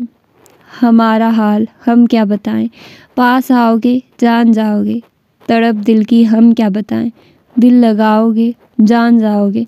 सोहा ने वीडियो की दहशतनाकी से घबराकर फटाफट स्क्रीन पावर ऑफ कर दी। साकिब ने एक नज़र उसे देखकर फिर से चलाकर वीडियो पॉज कर दी। ढलती शाम में बफर्स फिर से गूंजने लगे। तुमसे ये कहना है ये शाम हमें दे दो, कुछ भी खता कर लो इल्ज़ाम हमें दे दो, तुम रात भर मेरी बाहों में खो जाओ, बस मेरे हो जाओ, ये एक रात जो संग जी लिए तो ज़िंदगी भर ना भूल पाओगे। जब गाड़ी कभी देखी ना हो, अचानक कहीं से हाथ लग जाए तो ऐसी ही ड्राइव होती है। सोहा ने माहौल का फुसू तोड़ने के लिए स्पीड की सुई की तरफ इशारा किया जो 40 पर थी। इतनी देर में मैं अब तक 2 बार घर से हो आती। उसके लबों पर तमस्कुर भरी मुस्कुराहट थी। साकिब ने गर्दन घुमाकर उसे दिलचस्पी से देखा, साथ ही ऑटो हटाकर मैनुअल पर ले आया। सोहा ने उसकी कारकर्दगी पर कोई गौर नहीं किया। वो बिना सीट बेल्ट के बैठी थी। रेस पर आने वाले दबाव ने सुई जब 40 से 140 पर पहुंचाई तो झटका इतना शदीद था, उसका सर सीधा डैशबोर्ड की तरफ लगा। लगने वाली मतवक्का चोट का सोच कर ही उसकी चीख निकल गई। साकिब ने सरस से हाथ बढ़ाकर उसके सामने डैशबोर्ड पर रख दिया। उसका सर डैशबोर्ड के बजाय उसके सावले मेहनत तो कशो मजबूत हाथ से टकराया। अभी मैं न बचाता तो माथे पर सितारा नमूदार हो जाना था। बैट लगा लो। वो मशाकी से शहर की मसरूफ़ तरीन शायरा पर तेज़ रफ्तारी के रिकॉर्ड तोड़ रहा था। क्या बदतमीज़ी है ये? वो शदीद खौफजदा हो चुकी थी। बदतमीज़ी तो नहीं, अपनी ड्राइविंग टेस्ट करा रहा हूँ। उसके रंग उड़े चेहरे को देखकर वो सुई को पीछे लाने लगा। जानम सारा दिन इन्हीं गाड़ियों के साथ गुजरता है। इतना तो मालिक को मालूम नहीं होता जितनी इसकी गाड़ी को मुझे खबर होती है। ऐसे पेशे में मुझे ड्राइविंग नहीं आती होगी तो और तीनों को आएगी। कुछ कॉमन सेंस भी होती है, उसका इस्तेमाल भी होता है। अब के उसने खुलकर मुस्कुरा के तंज किया। ये हम जा कहाँ रहे हैं? खाना खाने। साकिब ने शहर से ज़रा हटकर बनने वाले नए रेस्टोरेंट का नाम लिया। ये मेरे पापा ने कहा होगा, वो नाक चढ़ाकर बोली। तुम अपनी वालदा से भले जितने मर्जी डिक्टेशन लो, मैं तुम्हारे पापा से डिक्टेशन लेने वाला नहीं हूँ। मेरी मामा की इंसल्ट करने की ज़रूरत नहीं। मैंने कौन सी इंसल्ट की है? वो हैरान हुआ। ये वालदा वालदा जो करते रहते हो, वो कदरे नागवारी से बोली। वालदा को वालदा ही कहता हूँ, गाली तो नहीं दी। वो उसे देख कर रह गई। मैंने कभी सोचा नहीं था तुम इतनी बातें कर सकते हो। अब वो ज़रा मुतअज्जिब सी थी। तुम मेरे टैलेंट से वाकिफ़ ही कब हो? अपनी मामा की बार भी। गाड़ी पार करते उसने फिर तंज का तीर मारा। हस्बे तवक्को वो भड़की थी। शट अप की क्या बात है? यही तो कहती हैं तुम्हारी वालदा माजदा। अब के उसने खुलकर कहकर लगाया, जबकि सुहा का मुंह पहले से ज़्यादा सूज चुका था। खाली खाली बेकैफ दिन थे। साकिब सारा दिन वर्कशॉप पर होता या फिर शोरूम। रात गए जब वो आता तो वो सोफ़े पर सो चुकी होती या सोती बन जाती। दिन की भी वही रूटीन थी। फिरदौस बेगम उसकी पसंद का खाना बनाती, फिर वो दोनों मिलकर खा लेती। बाकी सारा वक्त टीवी या वो स्टोर में पड़े पुराने रिसाले पढ़कर गुजारती। बाप की हर रोज़ 2-2 घंटे की गुफ्तगू और अब रिसाले उसके अंदर खुले सोच के दरीचों को मज़ीद कुशादा करते जा रहे थे। दिमाग हनूज तब्दीली अपनाने से गुरेजा था। कभी कभी वो छत की मुंडेर पर जा खड़ी होती। गली में खेलते आम से कपड़ों में मलबूस बच्चे आपस में बड़ों की तरह बात करते, उसे घबराकर पीछे हटने पर मजबूर कर देते। कभी कभी मोहल्ले की औरतों की लड़ाई भी सुनने को मिल जाती को कि अब सारी हमसाइयाँ उसे पहले की तरह मुतजस्सिस नज़रों से नहीं देखती थी, लेकिन फिर भी वो जहाँ बैठी होती या जो कर रही होती आने वाले की नज़र उसका पीछा ज़रूर करती रहती थी। वो अपना मुस्तकबिल उसी घर उसी मोहल्ले में सोचती तो अपने आप को आने वाली ख़वातीन के हुलिये में तसव्वुर करके उसे झरझरी आ जाती। साकबा, फिरदौस बेगम और रियाज अहमद की बातें उसे हौसला अफजा लगा करती तो माँ का एक फ़ोन उसके सारे हौसले तोड़ देता था। आज जाने कैसे वो इशा से पहले घर आ गया था। फिरदौस बेगम ने खाने का पूछा तो उसने मना कर दिया। वो नहाकर बुनियान और ट्राउज़र पहने ड्रेसिंग की तरफ चला आया। सोहा अपनी daily routine wise skin care में मसरूफ़ थी। वो जानबूझकर उस टच होकर शीशे में देखकर कंघी करने लगा। वो वहाँ से हटकर अपनी जाय पनाह यानी सोफे पर जा बैठी। अब वो तसल्ली से उसे देख रही थी। उसके स्याह बाल बेतहाशा घने, मजबूत और सख्त थे।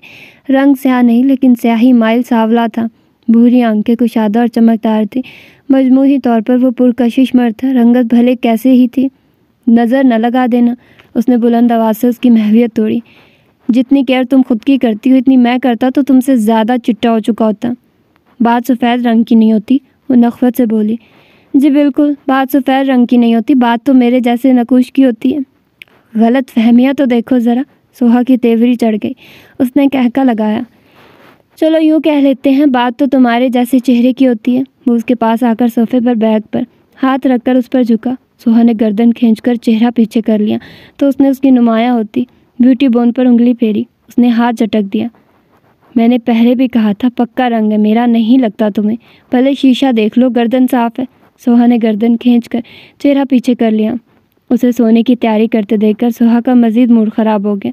उसने खुद से एतराफ़ किया अब उसे उसके खट्टे मीठे तंज अच्छे लगते थे। उसकी इस्तेहकाक भरी नज़र कोई मीठा मीठा दर्द जगाती थी, कदम बहकाती थी, लेकिन वो ऐसा कठोर था, ज़रा सा नखरा करने पर शरारत रोक देता था।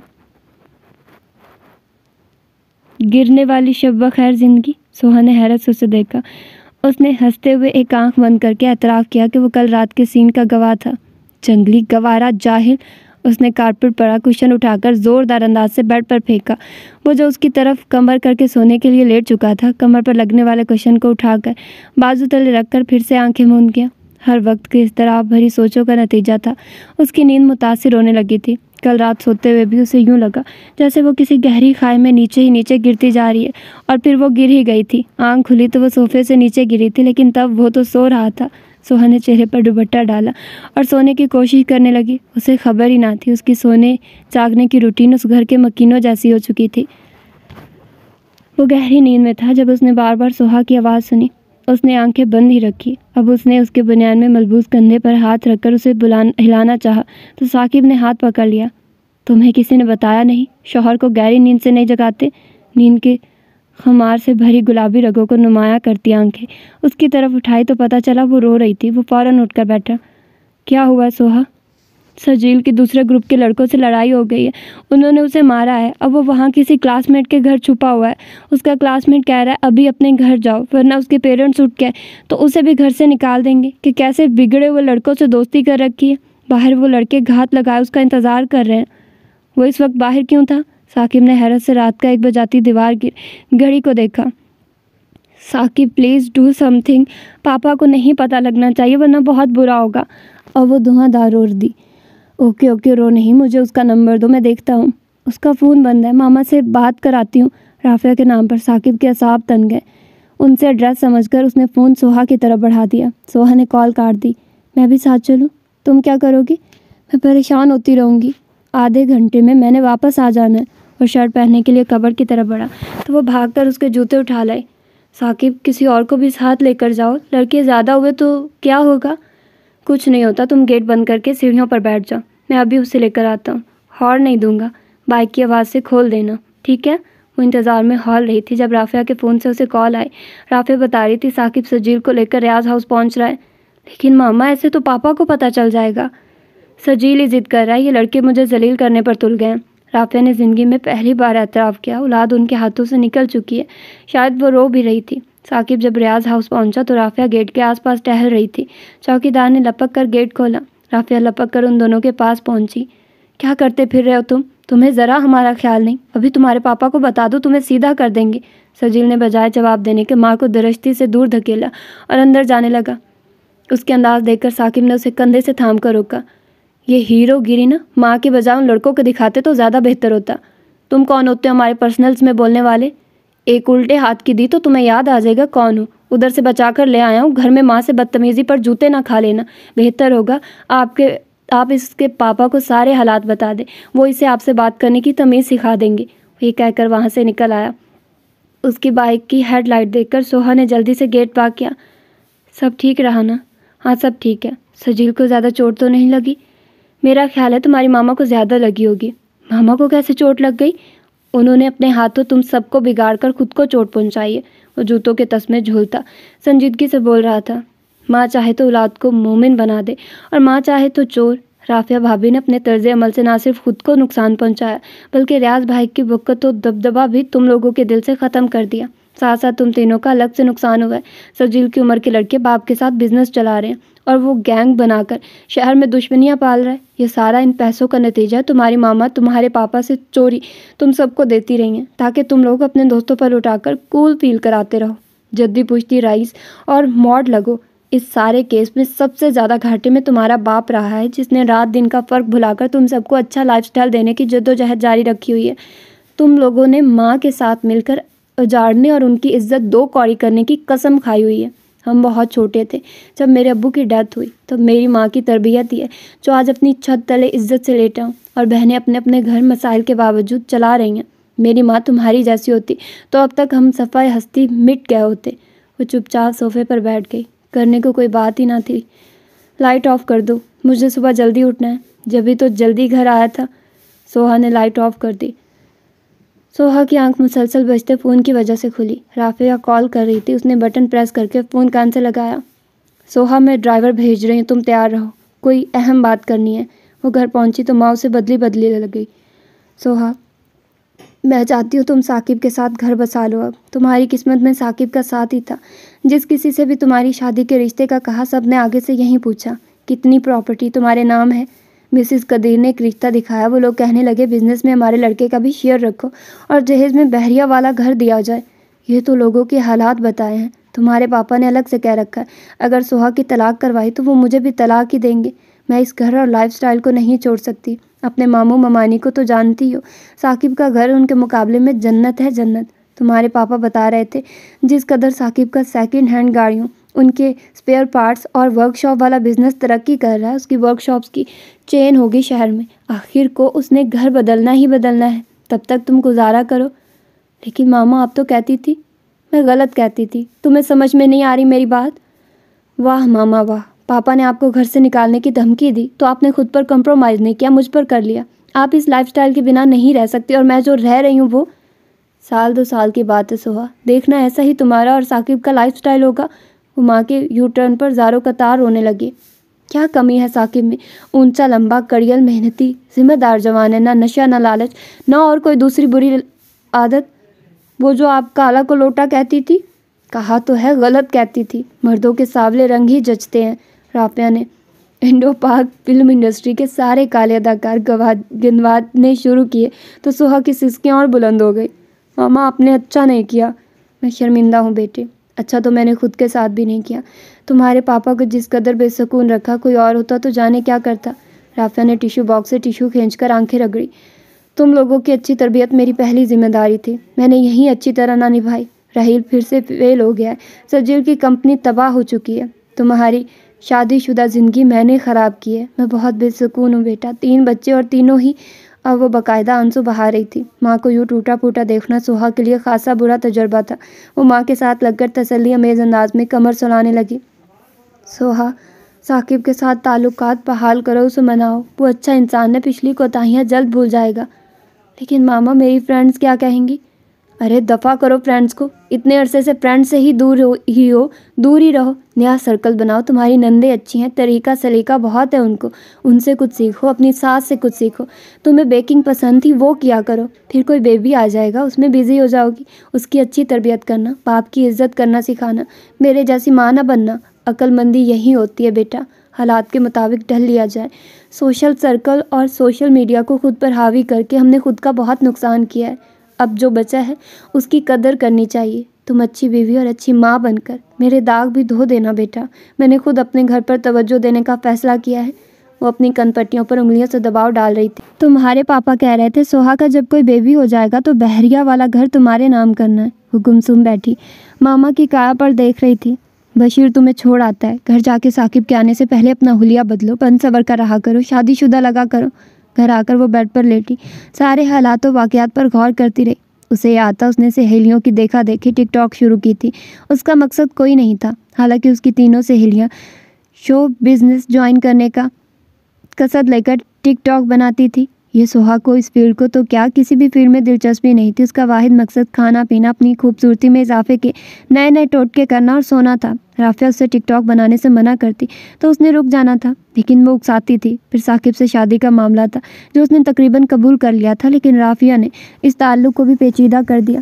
उसकी गलती यही थी कि वो बाप से मोहब्बत के बावजूद अमल माँ की हदायत पर ही क्या करती थी। साकिब की छोटी छोटी शरारतें और पेशकदमी को वो माँ के डर की वजह से ही झटक देती थी, वरना उसे उसकी बातें अच्छी लगने लगी थी। जिद उसकी फितरत का हिस्सा नहीं थी, लेकिन उसे खुद को ज़िद्दी दिखाना पड़ा था।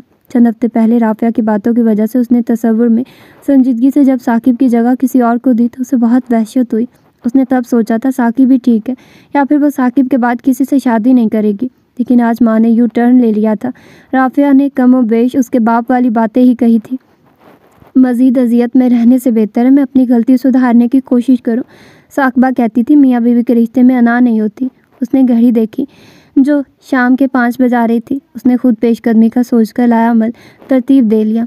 आधे घंटे के मुख्तलिफ मसाज के बाद उसका चेहरा मज़ीद दमकने लगा। अब सूट मुंतखब करने के लिए अलमारी खोली तो हर सूट उसे हैवी लग रहा था। वो यही सोचकर रिजेक्ट करती गई कि फिरदौस बेगम उसके बारे में क्या सोचेंगी। आखिर पीच कलर का निस्बतन हल्का सूट निकाल लिया। अपनी मेकअप की सारी सलाहियत उसने आज इस्तेमाल कर डाली। पीच लिपस्टिक को आखिरी टच देकर वो बाहर निकली तो फिरदौस बेगम ने पूछा बेटा कहीं जाना है? नहीं जीजी। वो उसे समझ में ना आया मुनासिब जवाब कौन सा होगा। वो शफकत से मुस्कुरा दी। सदा सुहागन रहो, अल्लाह घर के भाग लगाए, दिलों में अंस डाले। अपनी दुआओं पर खुद ही आमीन कहा और अपने कमरे चल पड़ी। फिर ख्याल आने पर रुक कर बोली सोहा मैं नींद की गोली खाकर लेटने लगी हूँ। साकिब आए तो गेट खोल देना, कहीं बाहर निकले तो भी मुझे ना जगाना, बाहर से ताला लगाकर चले जाना। आधे घंटे से वो गेट के आसपास टहल रही थी। 11 बजे के करीब उसने बाइक की आवाज़ सुनी तो उसने हॉर्न से पहले ही गेट खोल दिया। वो लाउंज में आकर सबसे पहले माँ के कमरे की तरफ बढ़ा। इससे पहले कि वो दरवाजे का हैंडल नीचे करता उसने अपना हाथ बढ़ाकर उसके हाथ पर रखकर होंठों पर शहादत की उंगली रखी। वो इशारे से पूछने लगा। वो उसका हाथ पकड़े अपने कमरे में दाखिल हो गई। हाथ तो छोड़ो, तुम्हारा हाथ काला हो जाएगा। तुमने तो कहा था तुम्हारा हाथ रंग नहीं छोड़ता। बल्ले बल्ले, मेरा कहा याद रखा हुआ है। वैसे मेरा हाथ वाकई पक्के रंग का है, मसला इसका है। उसने दोनों हथेलियाँ खोलकर वर्कशॉप के काम से लगी स्याही दिखाई। सोहा ने अपने गोरे चिट्टे खूबसूरत हाथ उसकी मुशक्कत ज़्यादा स्याह हथेलियों पर रख दिए। अब के वो सही मायनों में ठटका। खैरियत, कहीं तलाक का मुतालबा तो नहीं मनमाना? यार लोग बताते हैं बीवियाँ ऐसी अदाएँ तब दिखाती हैं जब कोई मुश्किल बात मनमानी हो। मुँह अच्छा नहीं है तो बात तो अच्छी कर लें। सोहा ने मुक्का बनाकर उसे मारना चाहा, जो उसने हाथ पर रोक कर मुट्ठी बंद कर ली। इतनी बदली बदली सी क्यों लग रही हो? अच्छी नहीं लग रही क्या? अच्छी? यार जानलेवा लग रही हो। बंदा बशर हूँ, बहक दहक गया तो तुम्हारे लिए बहुत बुरा होगा। अपनी वालदा माजदा को जानती हो ना, 100 जूते मारकर एक गिनेगी। नहीं, उन्होंने खुद ही तो कहा। साथ ही उसे ख्याल आ गया कम से कम ये बात छुपाने वाली थी, लेकिन अब ज़बान दांतों तले लेने का कोई फ़ायदा ना हुआ। एकदम ही उसकी बॉडी लैंग्वेज बदल गई। अब वह सोफे पर बैठकर जूतों के लेस खोल रहा था। यार तुम्हारा अपना कोई दिमाग नहीं है, भूसा भरा हुआ है इसमें, वो बुनाकर पूछ रहा था। वो एड़ियाँ उठाकर उसके सामने बैठ गई। साकिब वो बुरी तरह टूटी हैं। मैं भी अपनी गलती सुधारना चाहती हूँ, तुम यकीन तो करो। पहले तो ये तुम कहना बंद करो। उसने अपने घुटनों से उसके हाथ हटाए। मैं हरगिज़ आप नहीं कहूँगी, मुझे कहलवाना आता है। साकिब ने ज़ोर से उसकी कलाई पकड़ी तो गाड़ी की स्याही सोहा के हाथ की पुष्ट पर लग गई। एकदम उसने हाथ छोड़ दिया। छोड़ क्यों दिया? तुम्हें इस काम से नफरत है ना? शर्मिंदगी भी? नहीं, अब नहीं है। उसने लब उसकी स्याही हथेली पर रखे। तो क्या मोहब्बत है? ये तो मैंने नहीं कहा। मोहब्बत के आलमी दिन पर कहूँगी। वो शरीर हुई। मेरे लिए हर वो दिन मोहब्बत का दिन है जब हम अपनी बेहिसी को एहसास की दौलत देते हैं, नफ़रत को झटक कर मोहब्बत के लिए दामन फैलाते हैं। वाह जी वाह। और किसी के सामने तो आप यूँ चुप बैठते हैं जैसे कभी बात ही नहीं की, जबकि मेरे सामने आपकी ज़बान नहीं रुकती। दूसरे मेरी बीवी तो नहीं है? ये तो है। ये खुशकिस्मती मेरे हिस्से में आई है।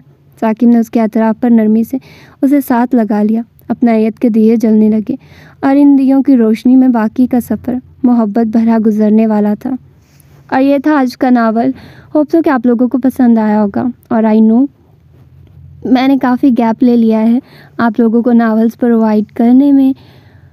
एक्चुअली मुझसे नावल्स आजकल रिकॉर्ड हो नहीं रहे हैं और मैं कोशिश कर रही हूँ कि रिकॉर्डिंग ज़्यादा से ज़्यादा करूँ। आजकल मैं घर आई हुई हूँ, छुट्टियाँ हैं ना इलेक्शन की, तो घर में कंस्ट्रक्शन का काम चल रहा है और हर वक्त इतना ज़्यादा शोर होता है, तो मेरे लिए थोड़ी रिकॉर्डिंग करना मुश्किल हो जाता है।